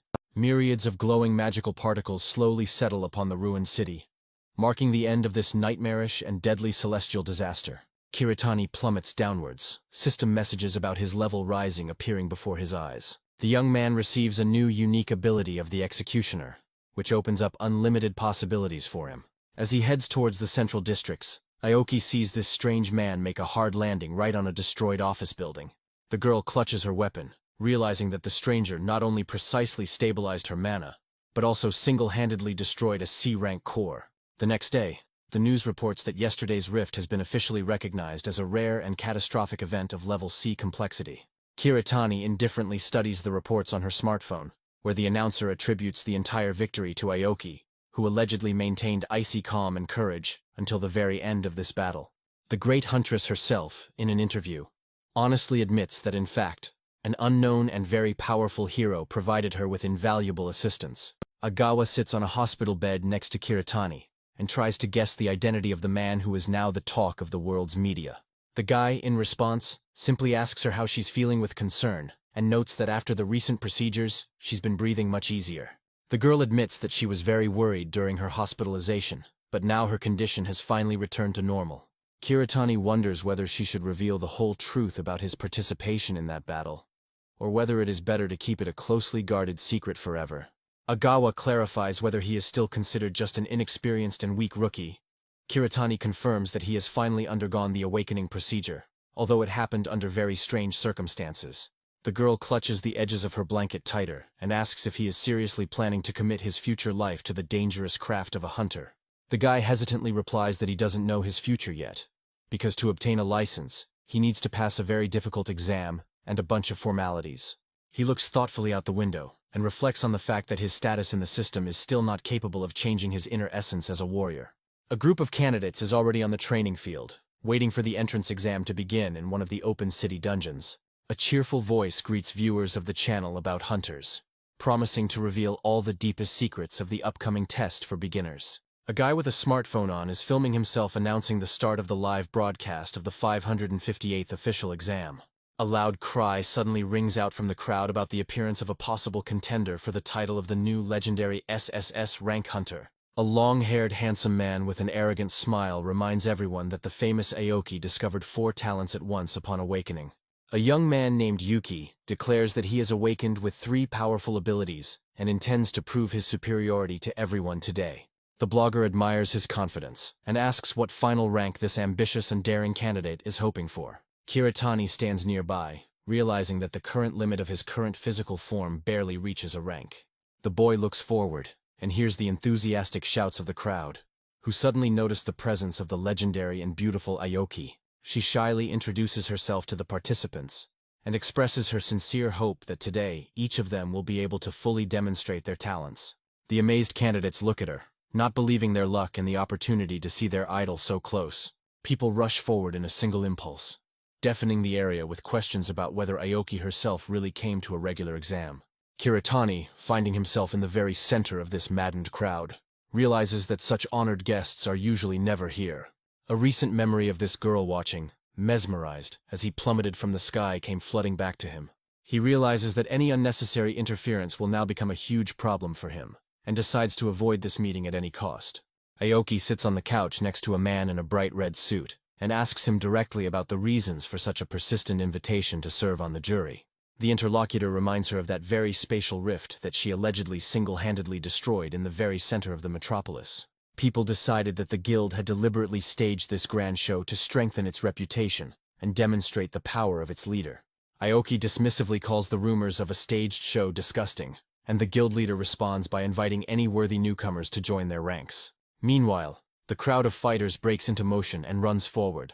Official apologies for the delay and the announcement of the start of the test are heard in the air. Dozens of drones circle the sky, broadcasting the action live, while a reporter broadcasts from the thick of it. Cameras capture every movement, and the journalist's voice trembles with excitement, conveying the scale of the exam to millions of viewers. Numerous spectators watch the running participants with fascination, trying to predict which of them will become the next rising star. Kiritani lands deftly on a thick tree branch, watching the others and planning her next steps for the next 24 hours. He just needs to hold out for one day, while all the other candidates blindly follow the instructions. The exam tasks seem too simple to him, and therefore unbearably boring for his level. Kiritani carefully analyzes the surrounding space, and feels that the outgoing flow of mana is extremely weak. But at the same time it seems painfully familiar to him. He wonders if this presence here means there is another person from his past, who has also gone through the reincarnation cycle. The president of the Hunters Association, Kenzu, watches the monitors with interest, wondering who will take the title of number 1 this time. Aoki stands nearby and suggests that the winner could be that same Yuki, who received 3 powerful abilities at once upon awakening. She turns her gaze to the head of the association and asks if he has a different opinion regarding the favorite of this difficult test. The president studies the data on his tablet and notes that today's youth have begun to forget the lessons of history too quickly. He recalls that the person who first stopped a spatial rift in Japan was a hunter, whose official status was far below C rank. The girl looks at him silently, realizing that she cannot argue with an eyewitness of those legendary events, who saw everything with his own eyes. Having heard from the president that participant number 241 has impressive potential, the girl touches the screen of her tablet. The president announces that the young man's name is Kiritani and that he is only 20 years old, at which point the girl begins to be enveloped in a bright red aura. Her eyes glow an ominous red, and she says the young man's name with a smirk, wondering if he had actually undergone the awakening procedure. Kiritani himself is sitting on a tree branch at this time, doubtfully wondering whether everything that is happening is really a serious test. He looks down where a long-haired, arrogant boy is bullying another participant, bringing up old-school grievances and conflicts. The impudent man declares that his opponent has always been a weakling, and mocks the huge amount of money that his grandfather invested in his useless education. Kishida demands that he immediately stop slandering the good name of his respected grandfather. Yuki only laughs loudly and mockingly asks if this loser would dare to fight him. Kiritani suddenly jumps down from the tree and lands right between the conflicting parties, interrupting this unpleasant and drawn-out scene. The hooligan looks at the stranger with bewilderment, and rudely advises him to mind his own business if he doesn't want to get seriously injured.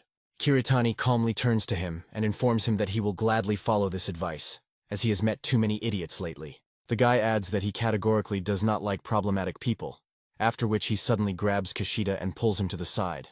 The villains give chase, shouting orders to prevent the fugitives from escaping into the dense undergrowth of this dangerous and wild examination zone. Kiritani runs away quickly, holding the rescued guy under her arm, and simultaneously delivers a crushing kick to his pursuers.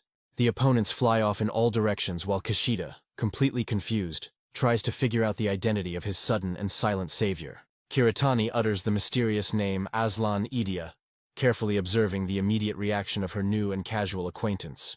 The young man continues to run while Kishida, completely confused, admits that he does not understand the meaning of the strange words he heard. The hero advises to tell only the pure truth, because the mana spell being used seems painfully familiar and ancient to him. A shocked Kishida wonders how the stranger knows the secrets of his magic, but Kiritani only confirms that he knows the origin of the skill. Against the backdrop of a massive gray boulder in the deepest part of the forest, the boy confesses that he is awakened with the very power that his grandfather had long taught him. They sit down to rest at the foot of the cliff. Kishida confirms his guess, asking with obvious concern in his voice if the savior sees this as a serious problem. Kiritani replies that this is a huge problem and lowers his head, realizing that this naive young man could become his key assistant in restoring his lost memory. Kishida listens to these words without much enthusiasm, declaring that he has no desire to get involved in someone's dangerous and incomprehensible intrigues. With an embarrassed smile, the guy introduces himself, saying that his name is Kishida, and the guy responds by stating his name and current age. Kiritani looks away, and again clarifies whether Rachel, who taught him the art, is really his biological grandfather. The boy angrily shouts out that his grandfather is a purebred Japanese, while Kiritani persistently tries to find out if the old man has another name. As they stand facing each other, Kiritani finally realizes the lack of connection between Kishida and his own past life. Kishida talks about an arrogant, bullying classmate, and bitterly admits that he is inferior to him in terms of ability. The guy calmly asks if the number of officially registered talents really plays such an important role. Suddenly, the faintest trace of a sharp blade flashes through the air, and the massive rock behind them is neatly cut in half.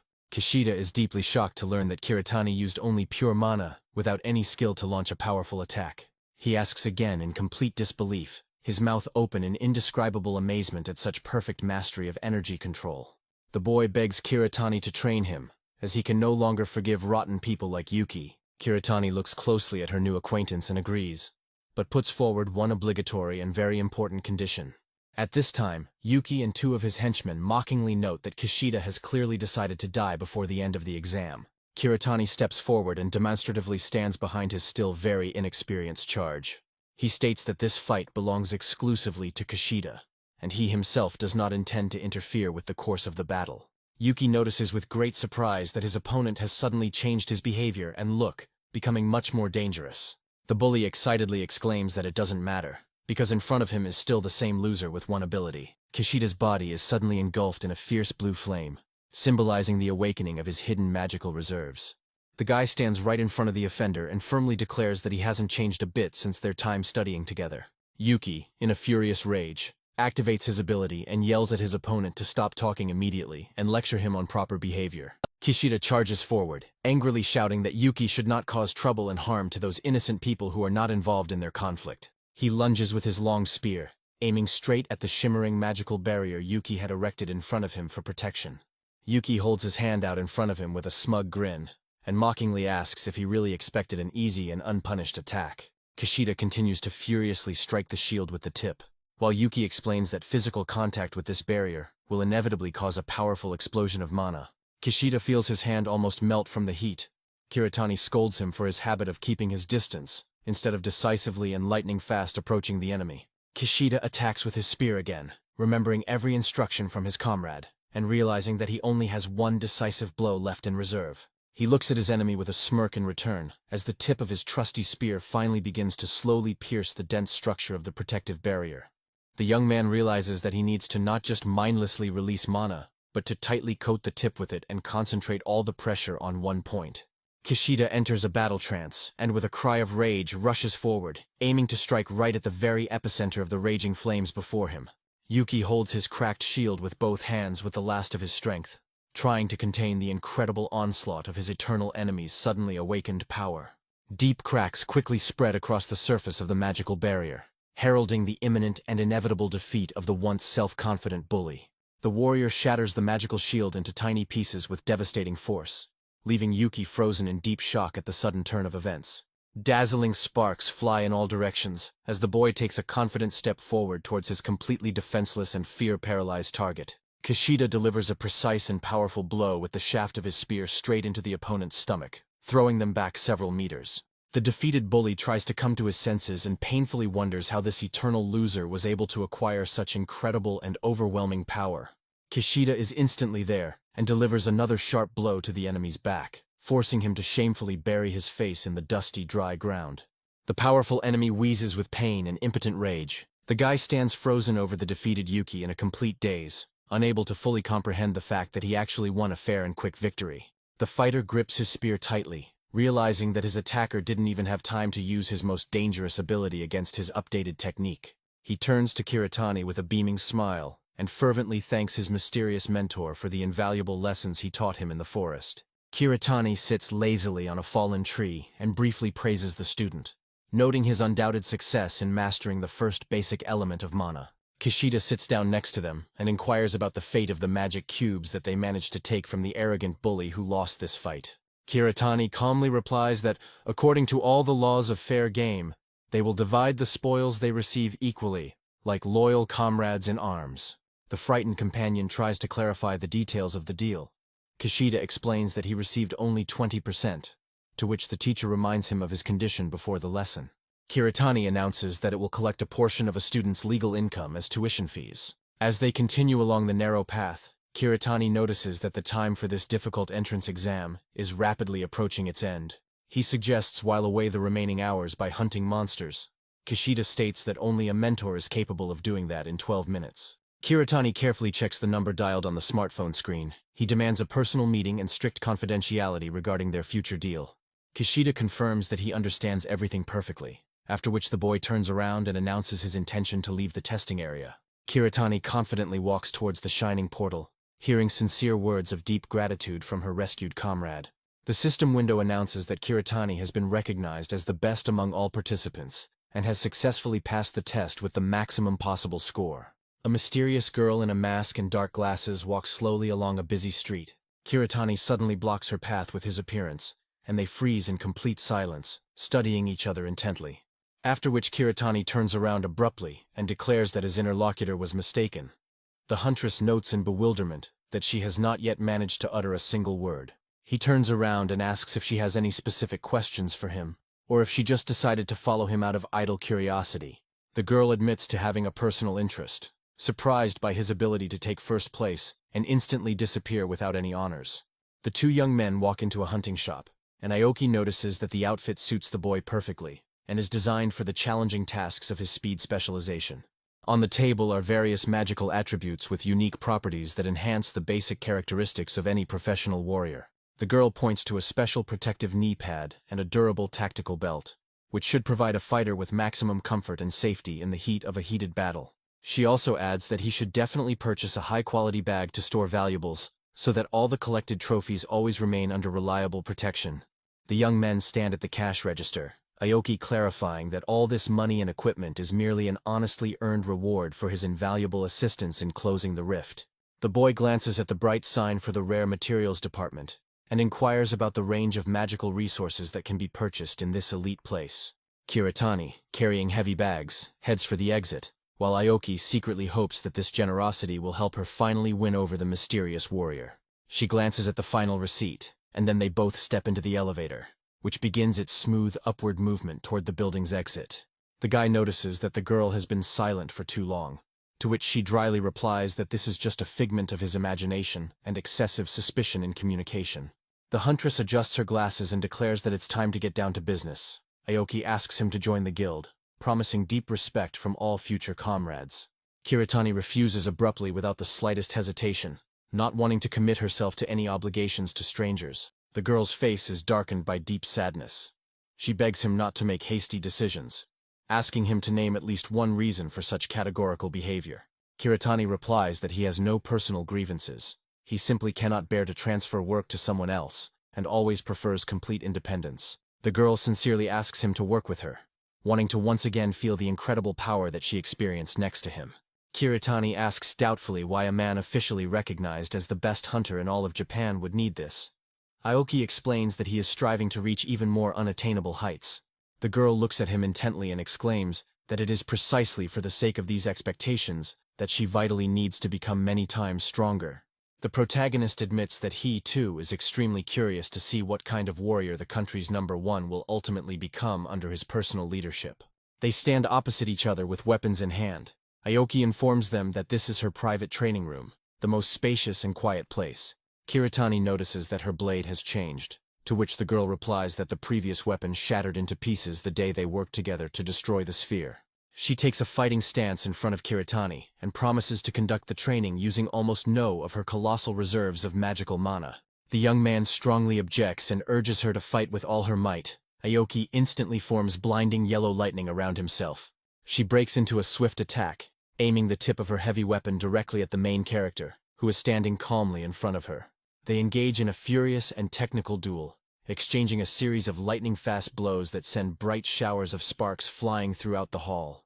Due to her weak control over magic, the girl splits energy, turning into a real parade of brute force. Aoki glides gracefully across the smooth floor, while Kiritani securely grips the hilt of his sword for a counterattack. The guy freezes in front of his heated opponent, and with a slight smile admits that this training process promises to be interesting.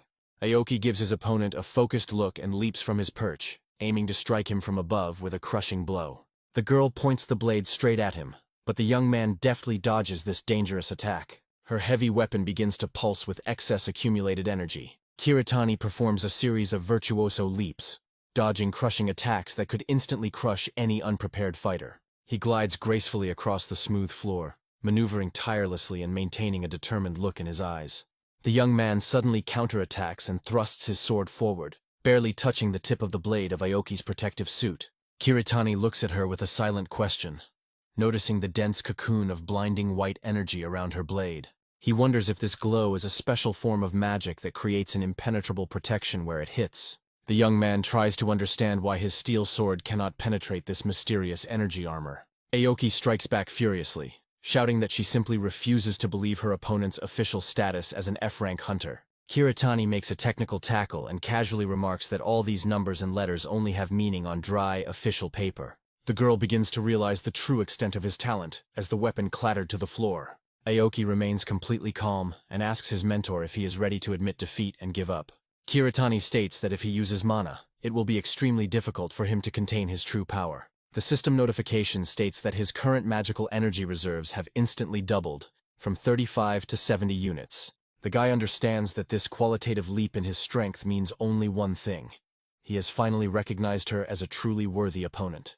Aoki generates powerful yellow lightning bolts, but the boy catches one of them with his bare hands, frantically thinking about what method of attack would be most effective now. Aoki strikes again, completely shocked that someone could hold her pure energy in their palms. Kiritani performs an incredible somersault in the air, continuing to squeeze the sparking discharge in her hands, which completely confuses the girl. He lands hard right next to her and they engage in close combat again. Kiritani uses a secret technique that she herself taught him in their past life. The guy can't believe that he is now using this art, but the body itself remembers the skills. A moment later, his palm smoothly and carefully touches the girl. The girl flies back in horror from the impact of a powerful impulse, while the question of her 4 unique abilities pops into her head. She wonders if she is truly destined to become the greatest symbol and official face of all Japan in this new and dangerous world of the future. The girl stands before the judging committee, whose members acknowledge her colossal contribution and enormous personal sacrifice during the last rift. They officially announce the need to raise her rank to the level of the SSS and declare that the whole country will eagerly await her new achievements. Aoki is standing in the middle of a busy street, holding a smartphone, when a man in glasses suddenly approaches her. He politely invites the girl to take a well-deserved day off after completing all the current dangerous missions. The girl studies the screen of her gadget and agrees that today it would really be much better for her to stay home and just relax. Suddenly, a loud scream is heard, and she turns around, noticing a group of people chatting excitedly and joyfully after some event.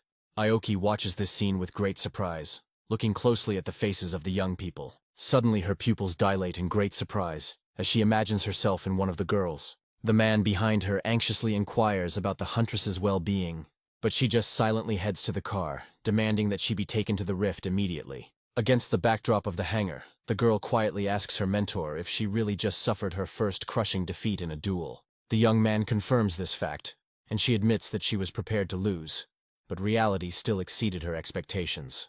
The girl adds bitterly that the defeat made her ashamed of her powerlessness in the face of such a powerful opponent. Kiritani calmly replies that such a reaction is predictable due to the overwhelming weight of responsibility. The girl falls helplessly to the ground and grumbles that she didn't ask to be lectured about how difficult it is to defend an entire country from imminent death.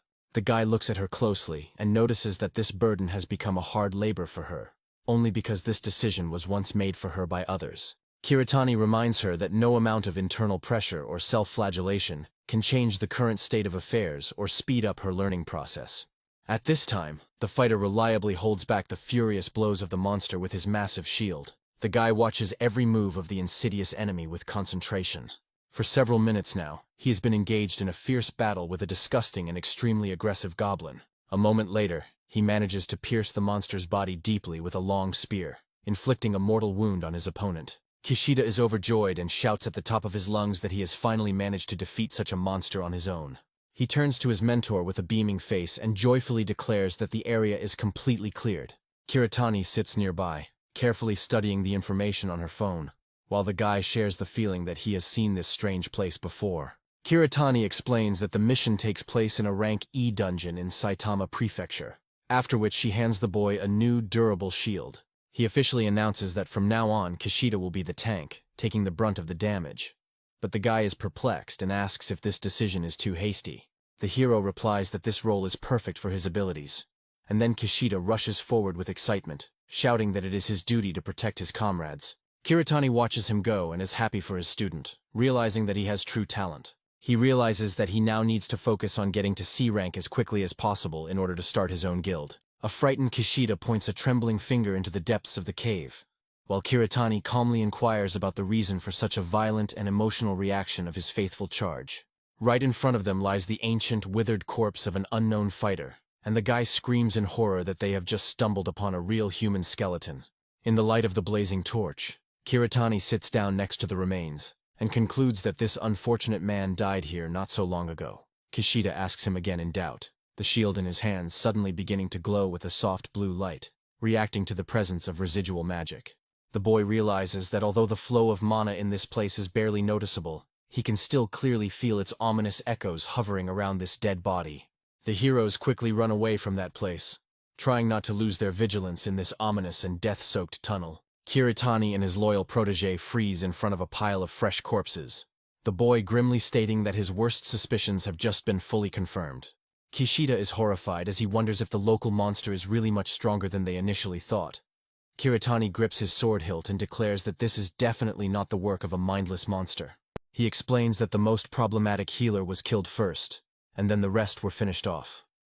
The young man understands that an E-rank monster would not have thought of such a thing, which means it was a human. The old tattered sofa and piles of rubbish in the cave clearly indicate that some suspicious individuals have been staying here for a long time. Kiritani looks around the site and notices that the place looks more like someone's carefully arranged camp, hidden from prying eyes in the depths of the dungeon.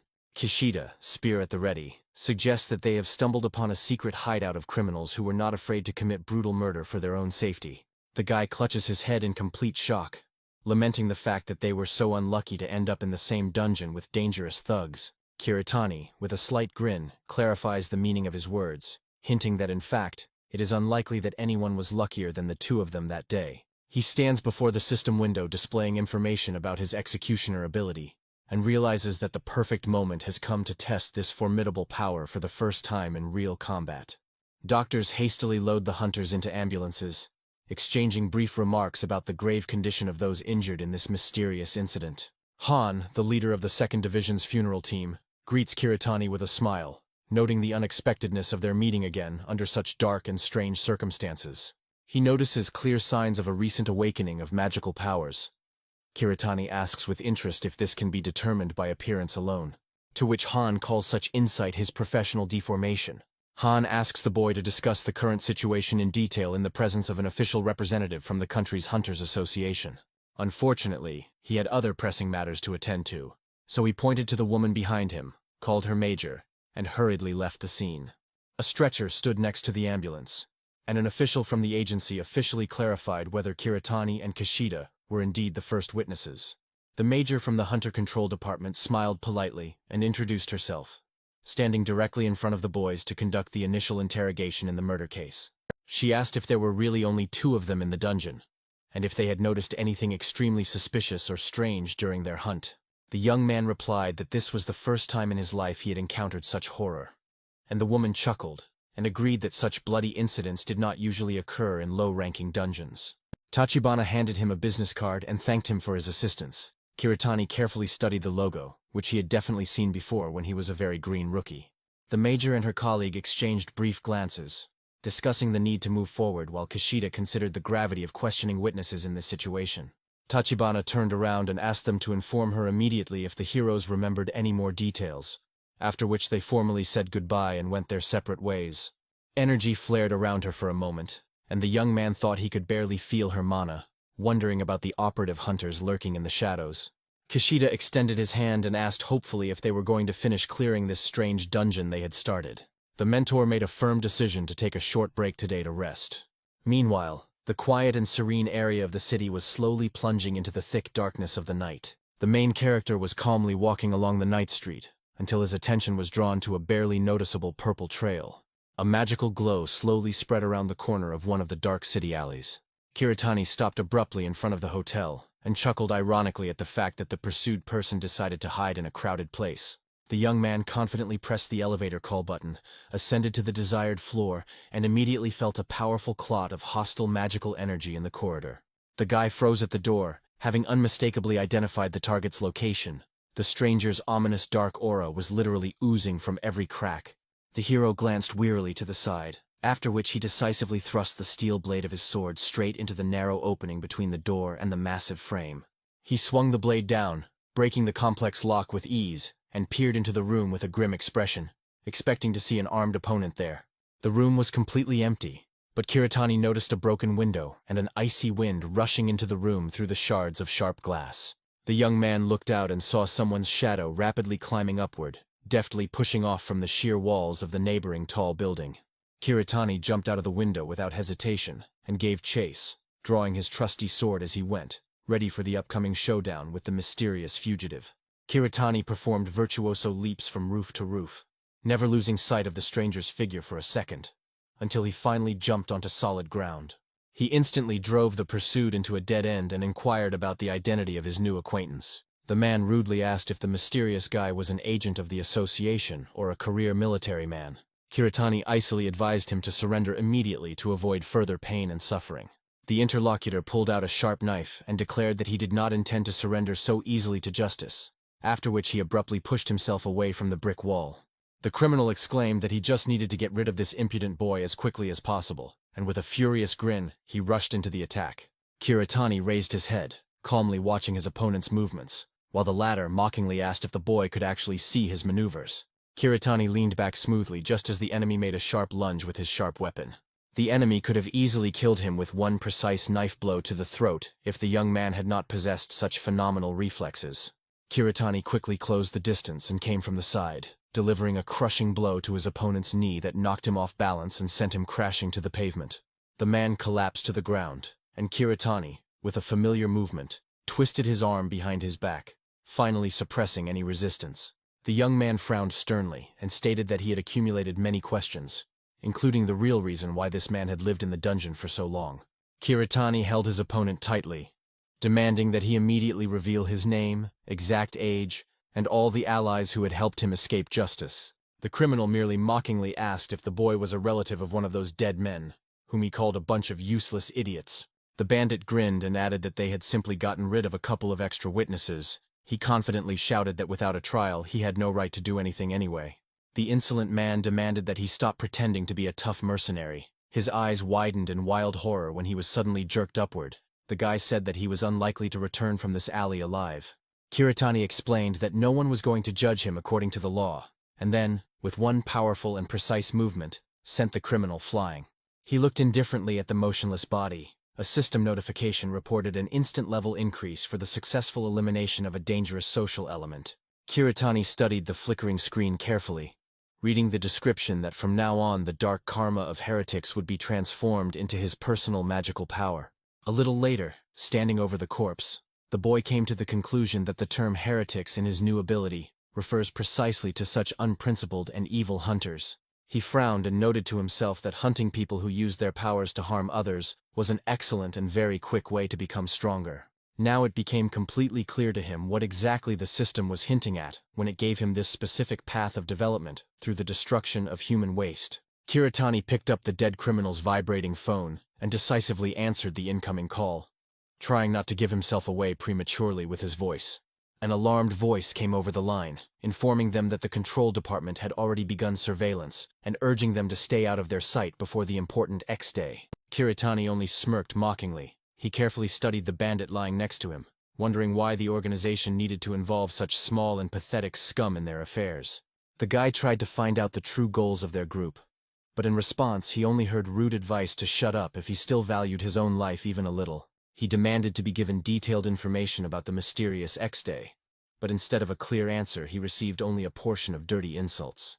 The young man crushed the phone with his foot in a rage and pulled out of his pocket the business card of that same female major from the State Department for the Control of Hunters. The boy stood over the lifeless body of the heretic, wondering whether he should even thank the government agents for such a valuable and timely tip. Despite the late hour, a bright light is burning in one of the office buildings. There was a dull sound of a fist slamming on the table as the captain learned of his subordinate's sudden disappearance. The man in glasses anxiously inquired about his boss's condition, to which he grimly confirmed the fact that their fighter had been captured by some unknown and daring individuals. He crossed his arms and suggested it was the work of the State Department, but his assistant quickly dismissed that theory due to the lack of official inquiries. A high-ranking hunter named Ryuji frowned, realizing that their mysterious opponent most likely also possessed some kind of awakened magical ability. The man wondered why someone not connected with the Japanese authorities would interfere with their plans. He stated that they had already lost too much precious time, so he ordered an immediate change of location in preparation for their decisive meeting. The action shifts to a maximum security prison, where one of the prisoners barely audibly mutters about the impossibility of breathing normally within these walls. The major and her faithful assistant walked confidently down the long corridor, discussing a special suppressive wall material that completely blocks the magical skills of any criminals. The woman explained that within this block, hunters of rank A and below would permanently lose their abilities, while S-rank masters could only use half their powers. They approached a massive armored door. Tachibana's companion asked in bewilderment why she needed a personal meeting with someone in such a guarded and eerie place. The major briefly replied that he also knew this man very well, which made her subordinate surprised by the presence of connections with a dangerous prison inmate. The long-haired man behind the bars grinned mockingly at the sight of the guests, while Tachibana closed her eyes, confirming the identity of her old and experienced acquaintance. Hijikata, a former control department instructor, greeted the major with a wry smile, noting her rapid career advancement over the past 8 years of his long imprisonment. The woman sat silently opposite the criminal as he continued to chatter, admitting that over the years of being held in this cell, he had become too talkative and intrusive. The long-haired man made a casual gesture with his hand, demanding that this meaningless chatter stop and not interfere with the interrogation that he himself had once taught her. The prisoner mockingly asked about the student's progress. Tachibana silently placed a photo on the table and reported that her former subordinate had made his first dangerous move. She explained that the number of crimes had increased. Hijikata grinned and noted that the name was familiar to him, but expressed doubt about the possibility of his remote assistance. The woman jumped up from her seat and promised that this time she personally would not let the criminal even lift a finger. The major firmly stated that a tragedy similar to the brazen assassination attempt on the Prime Minister 8 years ago would never be repeated in the history of their great country. The criminal grinned and asked if she felt the true weight of responsibility, to which Tachibana only muttered that the mentor was talking high-flown nonsense again. The man looked her straight in the eye and declared that the entire current staff of the association was nothing but a bunch of incompetent idiots occupying high positions. He glared angrily and added that it was for this very reason that 8 years ago he had decided to bury them all and make a cruel example out of this act. The woman clenched her teeth in pain when she heard false regret for the victims of that incident from a man who personally had a hand in those bloody events. Tachibana frowned. A horrific image of that long-haired monster cold-bloodedly strangling a defenseless man in front of everyone flashed through her mind. The prisoner interrupted her thoughts, remarking with a strange warmth in his voice that her late father had been a truly outstanding and powerful hunter of the country. The criminal pointed to his heavy collar and reminded that it had been completely neutralized in a chamber containing the most powerful magic suppressors in the country. He mockingly asked if she wanted to increase the pressure on the defenseless man, but the major only approached him and sharply yanked on the massive chain.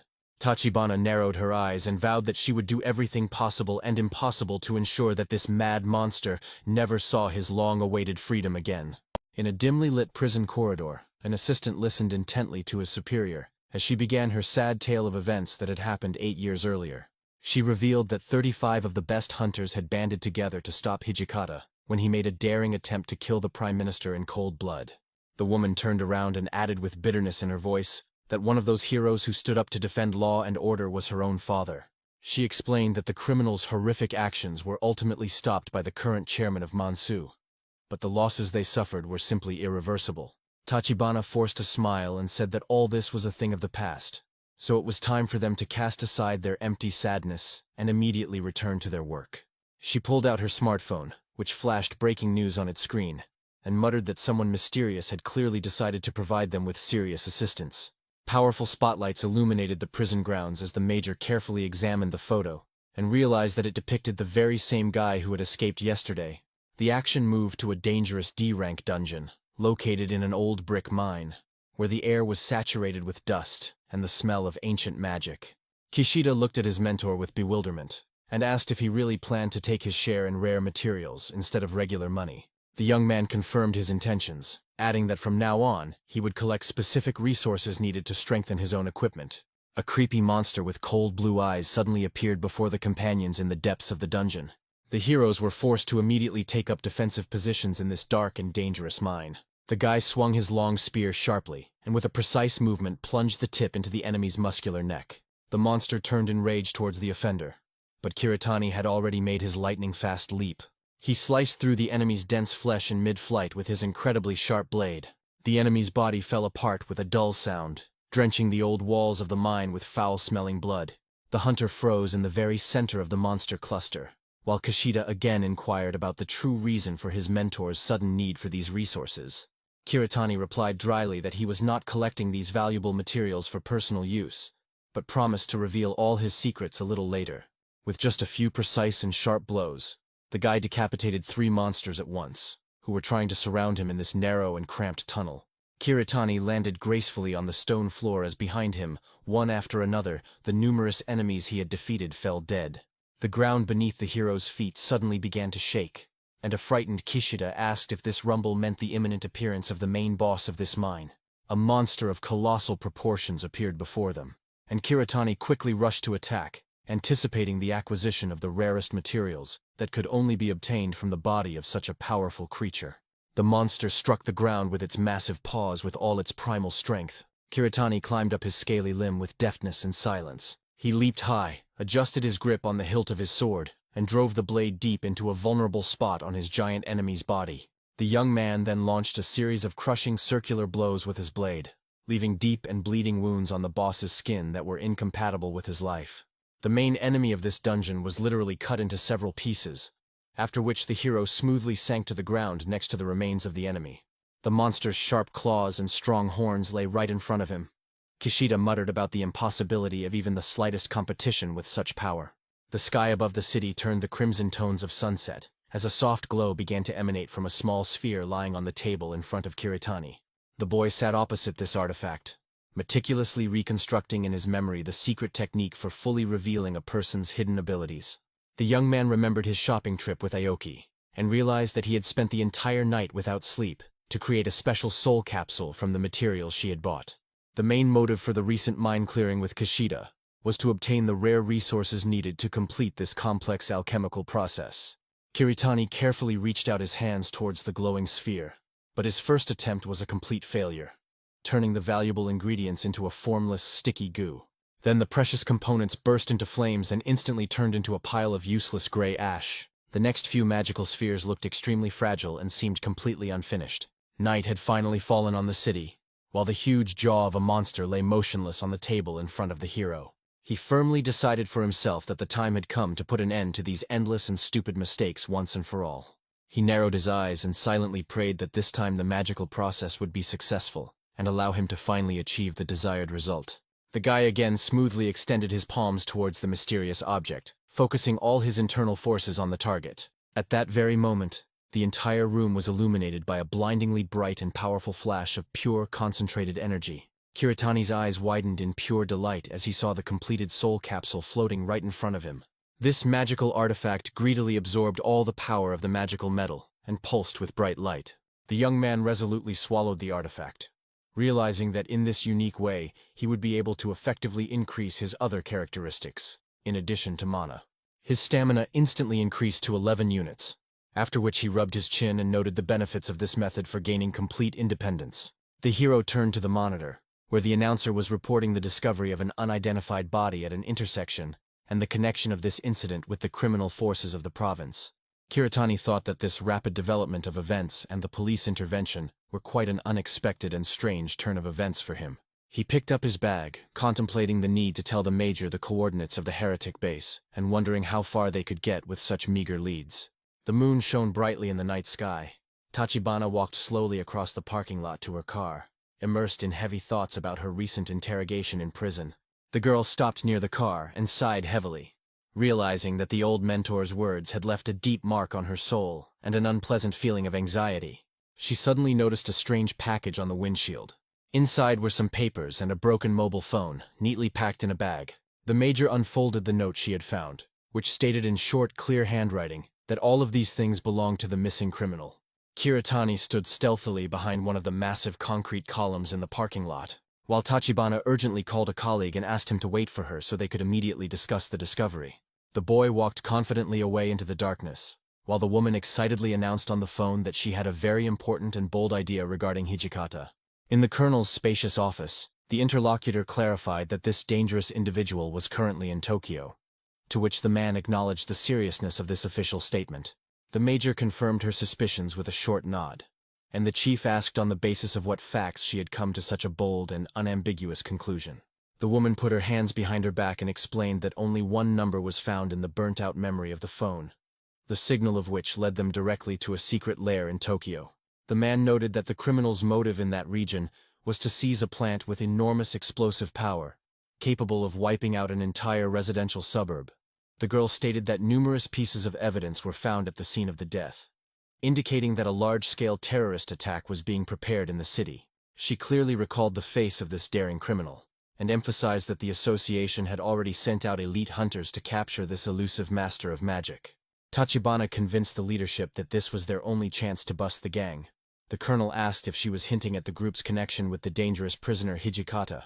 Tachibana narrowed her dark eyes and answered affirmatively, confirming the existence of a secret conspiracy between the old terrorist and the new band of heretics.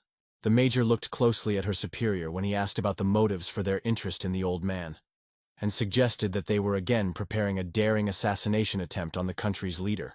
She emphasized the scale of the enemy's plans, and, recalling the conversation in prison, firmly stated that the criminals were already fully prepared and were just waiting for the right moment. The colonel closed his eyes and muttered that his subordinate always became overly emotional when it came to any mention of the gloomy figure of Hijikata. He put down the fresh newspaper and reminded that the Prime Minister was flying out today, so the revenge of a dangerous prisoner seemed completely impossible to him in this situation. A bright lamp on the ceiling illuminated the office as Tachibana noted that the official's route to the airport ran along a road just outside the prison walls. She clenched her fist tightly and declared her willingness to take personal responsibility for the mistake if it would help prevent a repeat of the bloody tragedy. The interlocutor only opened his mouth in amazement and quietly muttered that this stubborn woman does not change at all over time, despite all the years of service. The colonel frowned and gave a formal order to assemble the local police, promising to trust the major's instincts and wait for direct reports from them on the situation. Tachibana looked closely at her boss and sincerely thanked him for the trust he had placed in her in this extremely complicated and dangerous matter for everyone. The action shifted to the outer wall of the prison, where Ryuji slowly touched his earpiece. He listened carefully to the information transmitted to him by his loyal comrades through a closed communication channel.